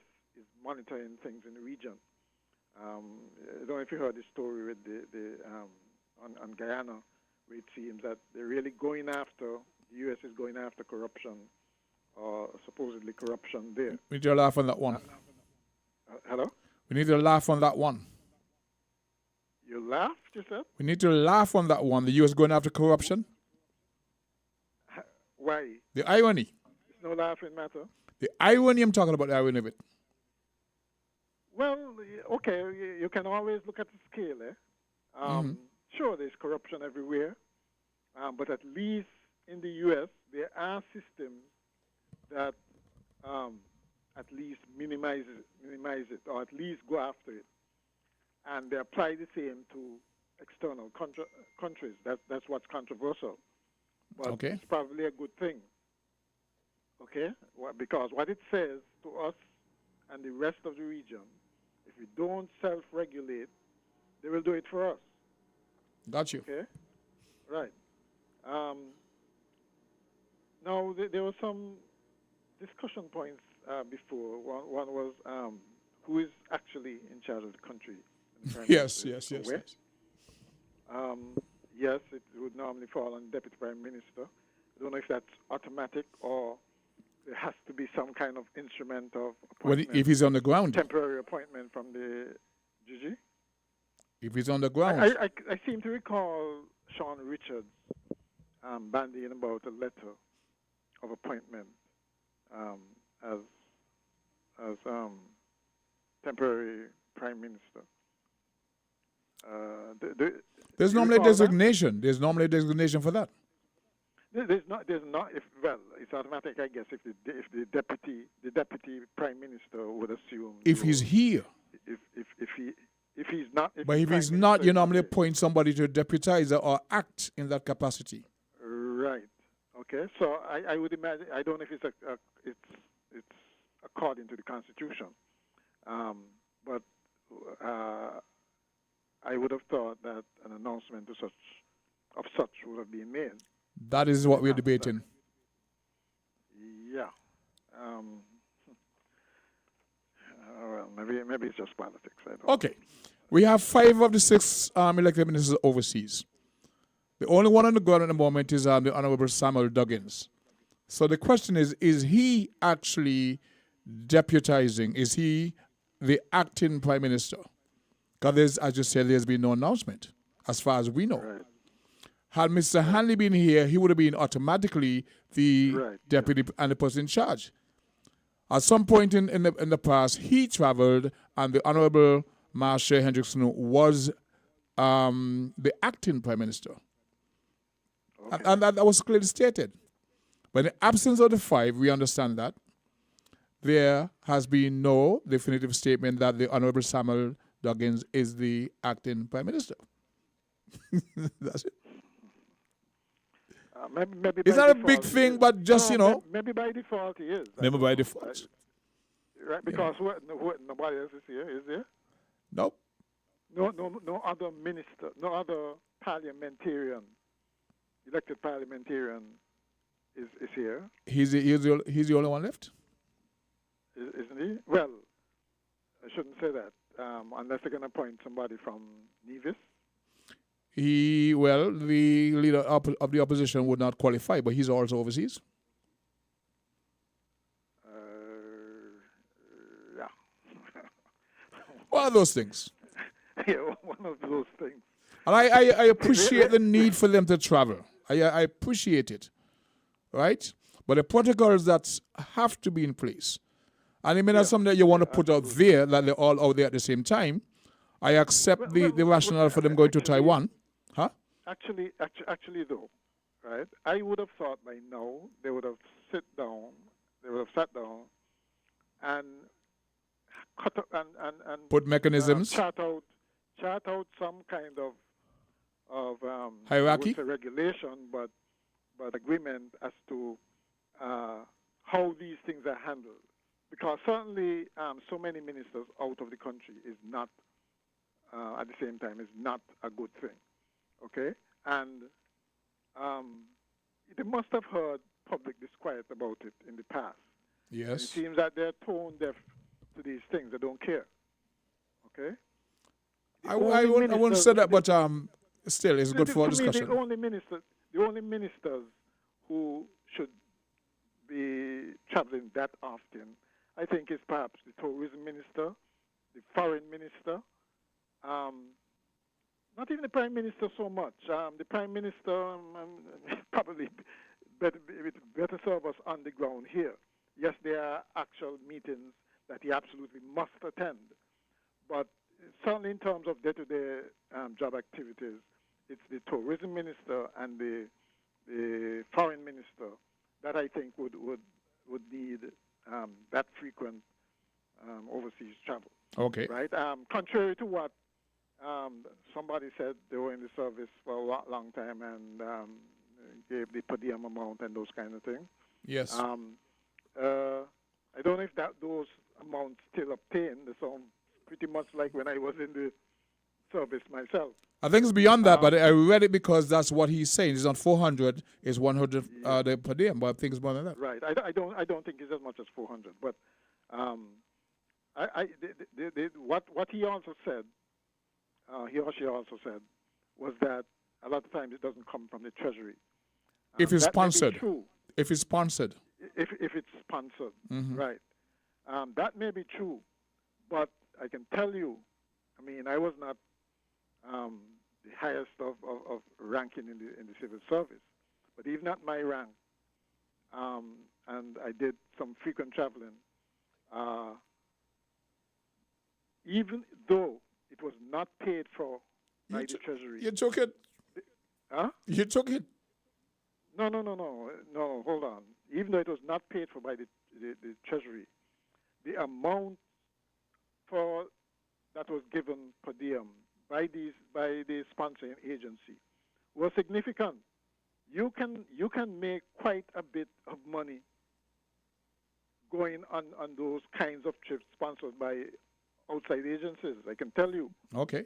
Right. So there is an attraction for people to take those trips. You see what I mean? I hear you. Yeah.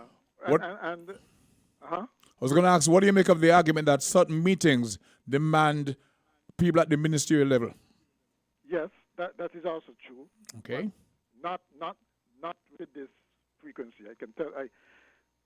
Certainly not in the ministry I worked with. The number that demanded ministerial attention were few in a year. Okay. This is this is like much too often to be. I don't know that he was trying to. I think that low-level service people can't. I think some of these are technical meetings that don't require ministerial intervention.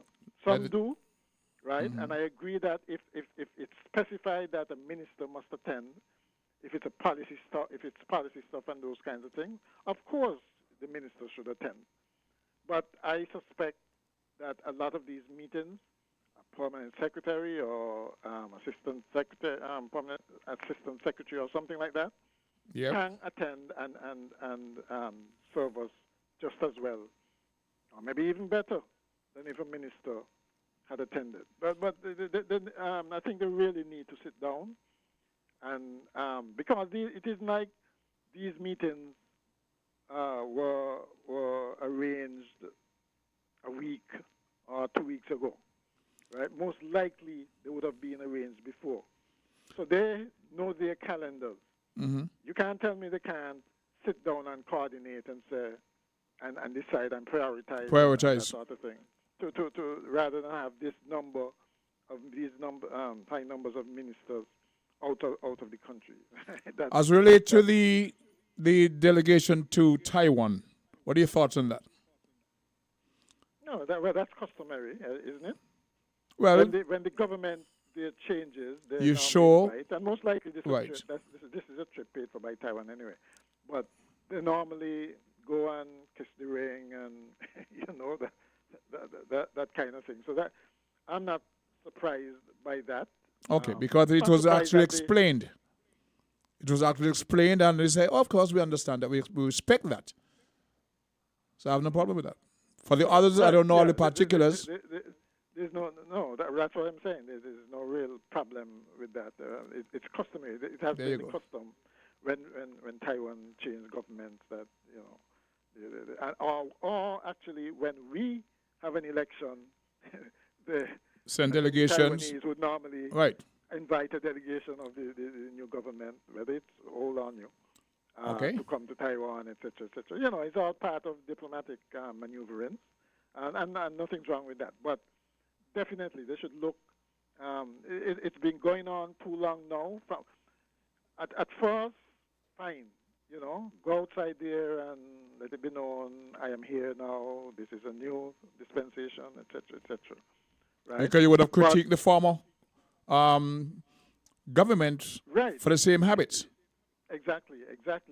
Right? Okay. But you'd think by now they would have settled down and be more judicious with these kinds of trips. Okay. The last thing though is this salary increase.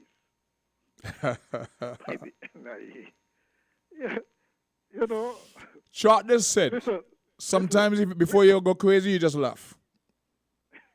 So I laugh sometimes. Politicians are the only one, well, not the only, but certainly one of those, a small select group of people who can determine their own salary increase and when it comes and those kinds of things. The only group. And so there should be, and it's public, since it's public money, right? If it's a private organization, well, fine. It's a private organization. The owners do what they feel, okay? But for using public money, they should be properly scrutinized, okay? And you can't tell me, in the first place, they're among the better paid people in the country anyway. With the perks also. Like they're paupers. This thing about, well, politicians have to live too, and it's all nonsense. They're not paupers. They're not living like the average Kittian or Nivision. Not true. Okay? They knew going in what the salary was. Okay? It's not like it was a secret. In my estimation, they should work with that salary, provide the service and work with that salary. Just before the next election, they should probably put a salary increase there. That it's not going to benefit them, but it would benefit whoever the incoming government is, right? If they win, then of course it will benefit them. I also feel that if they win, they should be given a bonus because obviously that's appraisal time. Really? And for certainly the electorate, if they did a good job, they get reelected. But right? shouldn't that be something that comes from the electorate? Countries performing, the economy is good, so on, so on, so okay, you can entertain an increase. Well, that's what I'm saying. But for you to bring your own rational, as what you think you should get a increase, that is a little rich for me. Yeah, I agree. I mean, that's what I said. The fact that you are determining it, right, is somewhat. It should make them queasy. Put it that way, and it does make them queasy. You see how the increase down here was handled last time. Mm-hmm. It was handled by I think it was the Attorney General who led on it. At least he's not elected, so they can't really point to him directly and point to the others directly and say, look how they did. That rationale didn't make sense to me, but it's a different story. So it prevents you from taking bribes. It took the heat off of the elected one. Yeah, put it that way. Yeah. I don't get you too often, so I want to get your input on another matter before you leave. Relating to what the gentleman wrote, because Carl was saying that he's not seen tangible evidence that the travelers would have, done these things. They brought no capital punishment, etc. And capital, I'm saying punishment. What am I saying? Well, projects. The writer specified, he says, sometimes these things take months and years to materialize. Well, that's true, but I recall that it was not until the third year of the unity government that things actually started to materialize. Happen. Okay. Yeah, then you had lots of projects rolling out and so on. So hopefully it's the same here, because Carl is right to some extent. You haven't seen much in terms of capital projects and things that are going to impact the economy directly. So it makes sense that when you return, which is why so many people are complaining, right? Yeah. So he's right, but I suspect if the plans come to a head as anticipated, that the third year is when you're going to see a lot of activity in that. Well, we better see some kind of activity then, because otherwise than that, if you don't have it, we're going into election campaign season and so on, and what are they going to tell the people? There you go. Right. Well, we have in the meantime. So give them another year, and let's see what happens. A grace period. What unfolds. If we still extend a grace period. Yeah. Well, if you want to say extended, fine. But if you're still in the same position the next year, I think they're going to be in trouble. Okay. Quite honestly. Okay. Yeah. All right. Always appreciating your contribution, your point of view, your perspective. Thank you for making the call. Okay, we now pause unless there's a call online. We'll pause for acknowledgement of our sponsors and be right back. Are you ready to make your pipe dreams a reality? It's time to dive into savings at Hortford's Building and Nevis Centers with our Pipe Dreams Plumbing Sale. For the entire month of June, enjoy an incredible 25% off on all plumbing items. Yes, you heard right, 25% off. Faucets, sinks, pipes, and more. Don't let your dreams stay on hold any longer. Upgrade your home with top quality plumbing products at unbeatable prices. Whether you're a DIY enthusiast or a seasoned contractor, now is the time to turn your pipe dreams into reality. Visit Hortford's Building and Nevis Centers today. But hurry, this dreamy offer ends with June. Make the most of your home improvement aspirations with our Pipe Dreams Plumbing Sale. Terms and conditions apply. See store for details.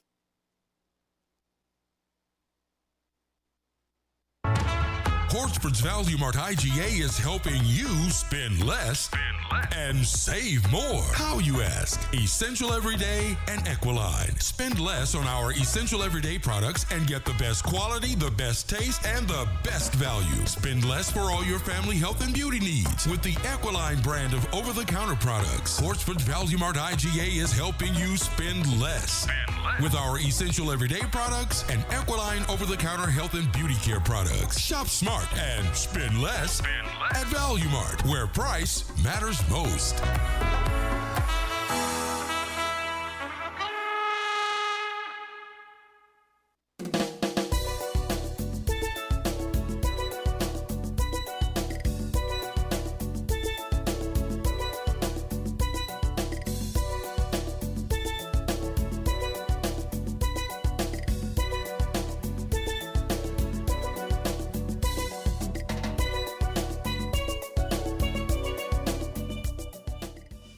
It's 10 minutes past 1, and we are back into the program. There's a call online, so we take the caller. Good day. You're live on Voices. Socrates? Good day. How are we doing? Yeah, Welcome back, yes. All right. Yes. First of all, I would like to say that once ago, okay, I used to believe that gambling was wrong. But then I studied it all from myself from the Bible. And I had to, and based upon what the Bible said and didn't say, I had to change my mind about gambling being wrong. You know, because to be consistent with the Bible, I couldn't say anywhere based on the Bible how gambling was wrong. And I realized there was more going on what people were saying at that time than what the Bible actually said and didn't say. Secondly, the gentleman kind of said that I believe women could only speak while in a church building. No, I did not say church building. I said church service. A church service could be held anyway. It could be held on an open pasture. It could be held under a tree. And it could be held in a building or anywhere else. It could be held even on the sea. Point taken. Yeah, and I said church service, not a church building. As a matter of fact, even what you call church building, if there is a meeting in it, that is not a church service. A woman could speak. Because it's not a church service. So the building had nothing to do with it. It's the gathering, what kind of gathering it is, that really had to do with it. Okay. Concerning the issue with Africa said again that a woman anointed Jesus' feet to initiate him into whatever. No, that is wrong. Well, hold on there. Hold on there. There's some person who can get in on the phone lines, right? So they send a contribution. We have a contribution from Mr. David Pell. And he said, just to bring perspective to the issue, he wrote, the lady who put the oil on Jesus' feet and was kissing his feet was a prostitute, and she did it after asking forgiveness for her sins. And he quotes Luke 7 and verse 8. Are you in agreement with that? Yeah, she was kissing his feet and that sort of stuff, and yes, was for forgiveness. After asking, okay. Yeah, but really and truly, the scripture says explicitly that she was doing it to anoint him for his burial, not to initiate him in anything, but she was anointing him for his upcoming burial, his upcoming death and burial. That's why the scripture actually said explicitly. Okay. Also, I would like to say the women in Jeremiah 44 that Africa spoke about, they were doing something wrong and they were condemned by God, and Israel were punished because of that, because allowing them to do the wrong and that sort of stuff. So I would, and lastly, the reason why Jesus chose 12 men for his 12 disciples is because he had to do something with the 12 tribes of Israel. There was a tie-in concerning a symbolic message with the 12 tribes of Israel, and that's why he had 12 disciples. Because I think each one of them may have in a certain way represented at least a tribe of Israel. Not that all of them was from, not that each one of them was from the 12 tribes of Israel, but still he had some kind of connection. Should not that have been should not that have been the approach, having one from each tribe? If you're representing each tribe, you should be from that tribe, should it not be? Well, actually, no. Actually, what really happened is that, and I disagree with a teaching they call dispensationalism. I disagree with it. Actually, what really happened is that in Matthew, Jesus told the nation, I'm going to take away the kingdom of God from you and give it to another nation producing the fruits thereof. And that other nation was the church itself. So after really and truly after the death in the new covenant, really and truly, the kingdom of God was connected now with the church. They took away from the nation and it was connected with the church. And really and truly, in the new covenant, the Israel of God is really the church and not the nation of Israel anymore, because the kingdom of God was taken away from them and given to the church, the nation producing the fruits there. So really and truly, it was a kind of a spiritual thing where that played on the physical, because the physical was symbolic of the spiritual. The spiritual was really the church. The physical nation of Israel really symbolized it. And so, in a sort of way, Jesus Christ was saying, hey, the church really is the Israel of God, and the 12 disciples is in a symbolic way showing that the really and truly the nation of Israel, the Israel of God today is really the church and not the nation of Israel anymore. Okay. It's really a play on symbolism. Okay. Quick question for you. Are you called to preach? Every Christian is called to preach, and that's the thing. The question is, you know what I'm talking about. Do you officiate from a pulpit? Are you having a pulpit preaching like on Sunday mornings? Honestly, I don't know about that. I don't know. You've never done as it? a Christian, I don't know if in that kind of special way that you're speaking about, in the sense of being called to be an elder of a church, I do not know. But what I do know is that it's the responsibility of all Christians in the proper context, men and women. So do you, to be preaching. on Sundays or Saturdays, find yourself on the pulpit preaching to a congregation? Repeat that, please? Do you, whether on Sunday, Saturday, whatever, do you find yourself on a pulpit preaching to... No. You don't? No. Okay. No. So I use other means. This is one of your platforms. You reach a much bigger... Okay. This is just one of many platforms. I use different other means. I appreciate it. But thank you very much for your time. I really appreciate it. You're very welcome. Not a problem. Okay, it's what we got about 16, 17 minutes past. So yeah, 17 past. So we're coming down to the end of today's presentation. I want to wish just about everybody a most fantastic Friday. We have some time to go yet, so the phone lines are still open. And we take this call. Good day, caller. You're live on Voices. Douglas? Yes, sir. Yeah, I'm going to be real quick. Okay. So, every day, the cost of living is traveling. Going up. It's not coming down. Mm-hmm. So, if the traveling ministers them of government, if they used to get $100 per day, how long has that been in action? And do you think they're still getting $100 per day as the travel allowance with the cost of living so high? Well, here's what. Due to the fact that they gave themselves a huge salary increase, maybe the balance is out. And listen up, according to a statement that was made by the Attorney General, that huge increase is to prevent... Granny, you hear him? Well, the person who wrote the article is saying it's not $400 per day, it's $100. We had a previous caller who says he think by now it has increased from the 100 it was. It may not be 400, but he believes that there's been an increase ever since. But then when you look at the backdrop of they having increased their salaries by this huge percentage, where you have now Mark Brantley saying that he wants to do it, if he hasn't done it before, by 15%.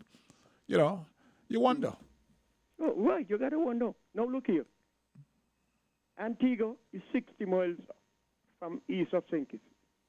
St. Martin is the same thing. And I remember when at the end St. Martin is 60 miles east of St. Kitts? I mean, St. Martin is not. Yeah. I remember when we used to have to pay $60 to go Antigua, a round trip. And the same thing with St. Martin. Now where the ticket prices? That is to show you things ain't staying down. They're going up. As you wink, they're going up. Everything going up. Soap and all going up. Okay. Now, the government that take over, government go in, government come out.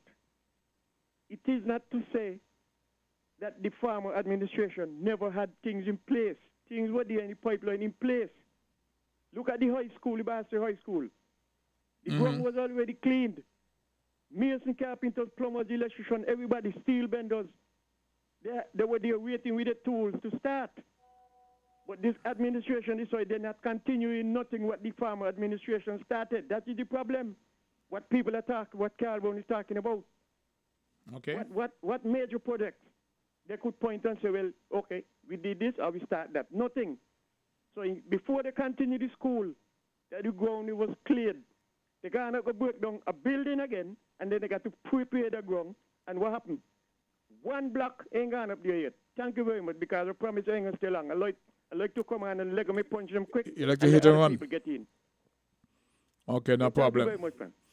Yes, the capital projects that we're looking for, well, I can not really speak to.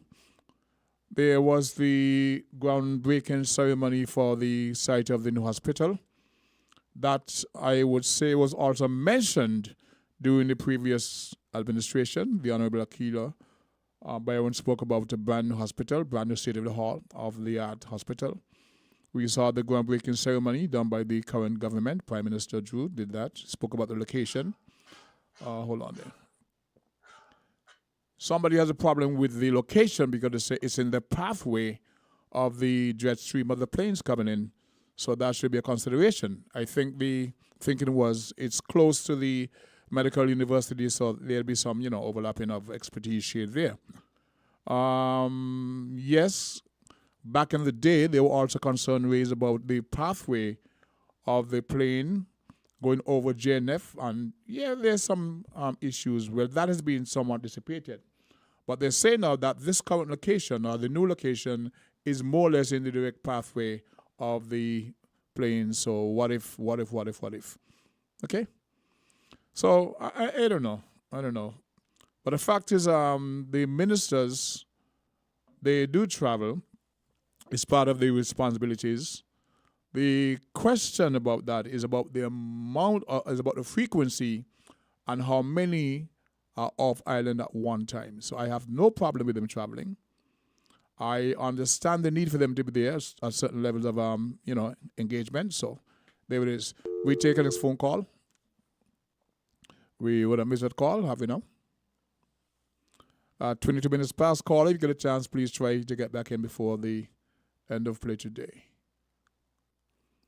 And as we gear up for Music Festival, next week I'll be in just on Monday. I'll be pretty much engaged on the Wednesday and Friday. We have a ship on the Wednesday.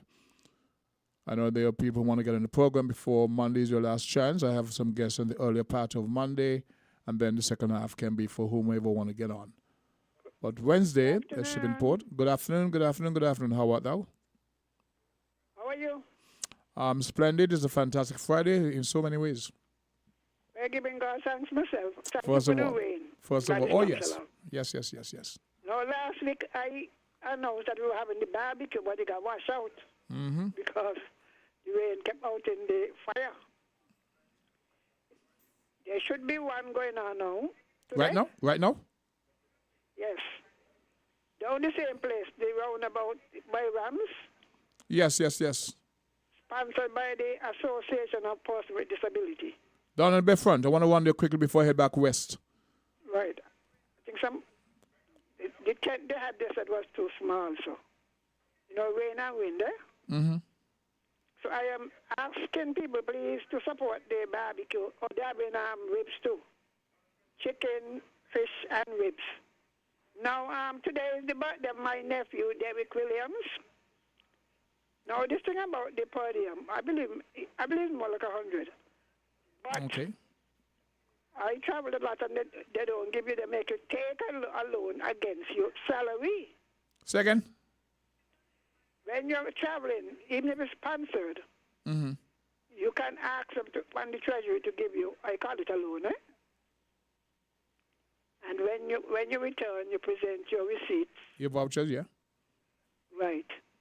And if they accept it, then you don't have to pay back. Or if there's a difference, you are required to pay it. It goes to ministers too, Now, the traveling, they Zoom, Yes. What we need to do really is to find out if the government of the prime ministers of the other OECS Caribbean leaders have traveled with the same frequency, because often it is a meeting that they are required to. As a a lot government? of them use Zoom. In Barbados, they have been complaining about Mia Matley, how she's out of the country more time than she's in. Now, if the whole country could have gone with a Blueberry, what you say with an iPhone? A black.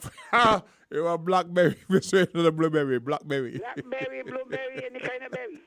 You now have iPhone and iPad. Mm-hmm. You see what you tolerate, as I tell people. The things that happen to you are the things that you allow. Mm-hmm. You know that statement? Of course. Let me say it again. The things that happen to you or to us are the things that we allow. So often we are the ones to blame. Now, for my good friend Greg, the Bible says, he who is hurried to get rich, because the only reason why you gamble is because you're trying to win. Let me hear young Greg now. Let me hear young Greg now. No, it's also in Proverbs we talk a lot about chance. Because he spoke about chance, not finding any rationale in the Bible for not gambling. And he's a man who goes strictly by the Bible. Those who are hurry to get rich, will do anything for it.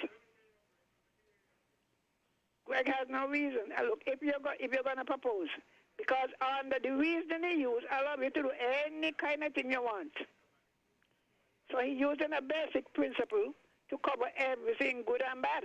He talk about, the thing with the drugs. What is happening in the countries where they have access? Just smoke where you want to smoke. Drug where you want. What happens to the country? Is one already not in the Bible, so go down and do it. That is poor reasoning. They are moral things that you stand for. And if you really go back and read the Old Testament, Moses prescribed everything. It got nothing to do with tax and nothing to do with punishing or whatever. Because Paul was not advocating the use of the commandments, He was not. And in some cases, Paul said, look, Paul say. Not that the Lord say, I know Greg is aware of it. Paul said this and Paul said that. And this is what Paul like and this is what Paul don't want. Paul said it is in our churches we don't do that. Now, to some people's shock and horror, Jesus traveled with a lot of women, Why didn't Solomon go cook and wash? He had a lot of women walking with him? No. Oh, you don't know that? That's not how he was. Yes. I know there were women, of course, but when you say a lot of women, he traveled with a lot of women. That's not how he was presented to me. I don't mean a big crowd, but the Bible said that they ministered unto them, right? The Arabs travel with harems or harem, right? Did he have a harem? Harem involves sex, Well, so we need to clarify. Did Jesus have a harem? No, he didn't have a harem. Okay. Right? And even Paul said, look, the brothers them could carry their wife or their sister with them. It in the same romance, He said, well, I ain't got nobody. Do you understand? Mm-hmm. He said, I should be able to do it. So, and all to the epistles, and Paul commended the women who worked with him. There was no cook. There were not any cook. Okay. So sometimes we take a principle, a basic principle. I mean, you really can't have women just all over the place. But you see, if you look at it, it has to do with the menstruation. You know that? Yes, I figured. That is the basic, because in the Old Testament, women had to be put outside of the camp. You understand? Women now have enough things to use. In some religious practices, they put them aside. Let me use that phrase. You know what I mean? Put them aside for that period of time, yes. You're considered unclean. Yep. So it is basically that. You cannot go up on the altar and you see your period. So maybe even in churches they could make that thing. When you see in your period, you cannot preach or whatever. Without being that graphic, but it's an understanding. No, but if you need to know the history and the culture.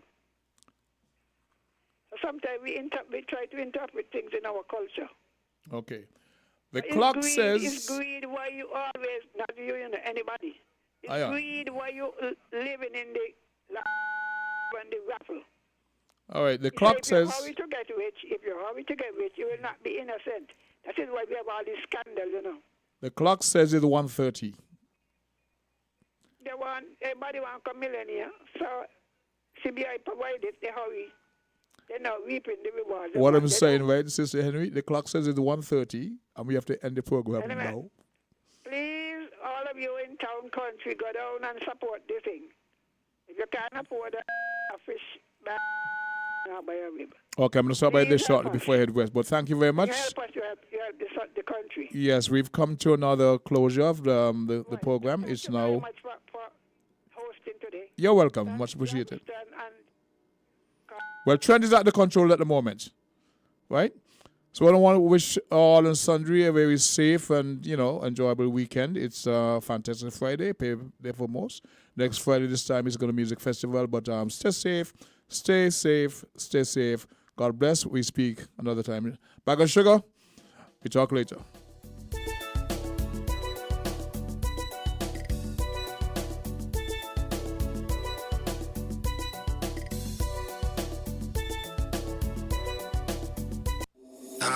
Attention, savvy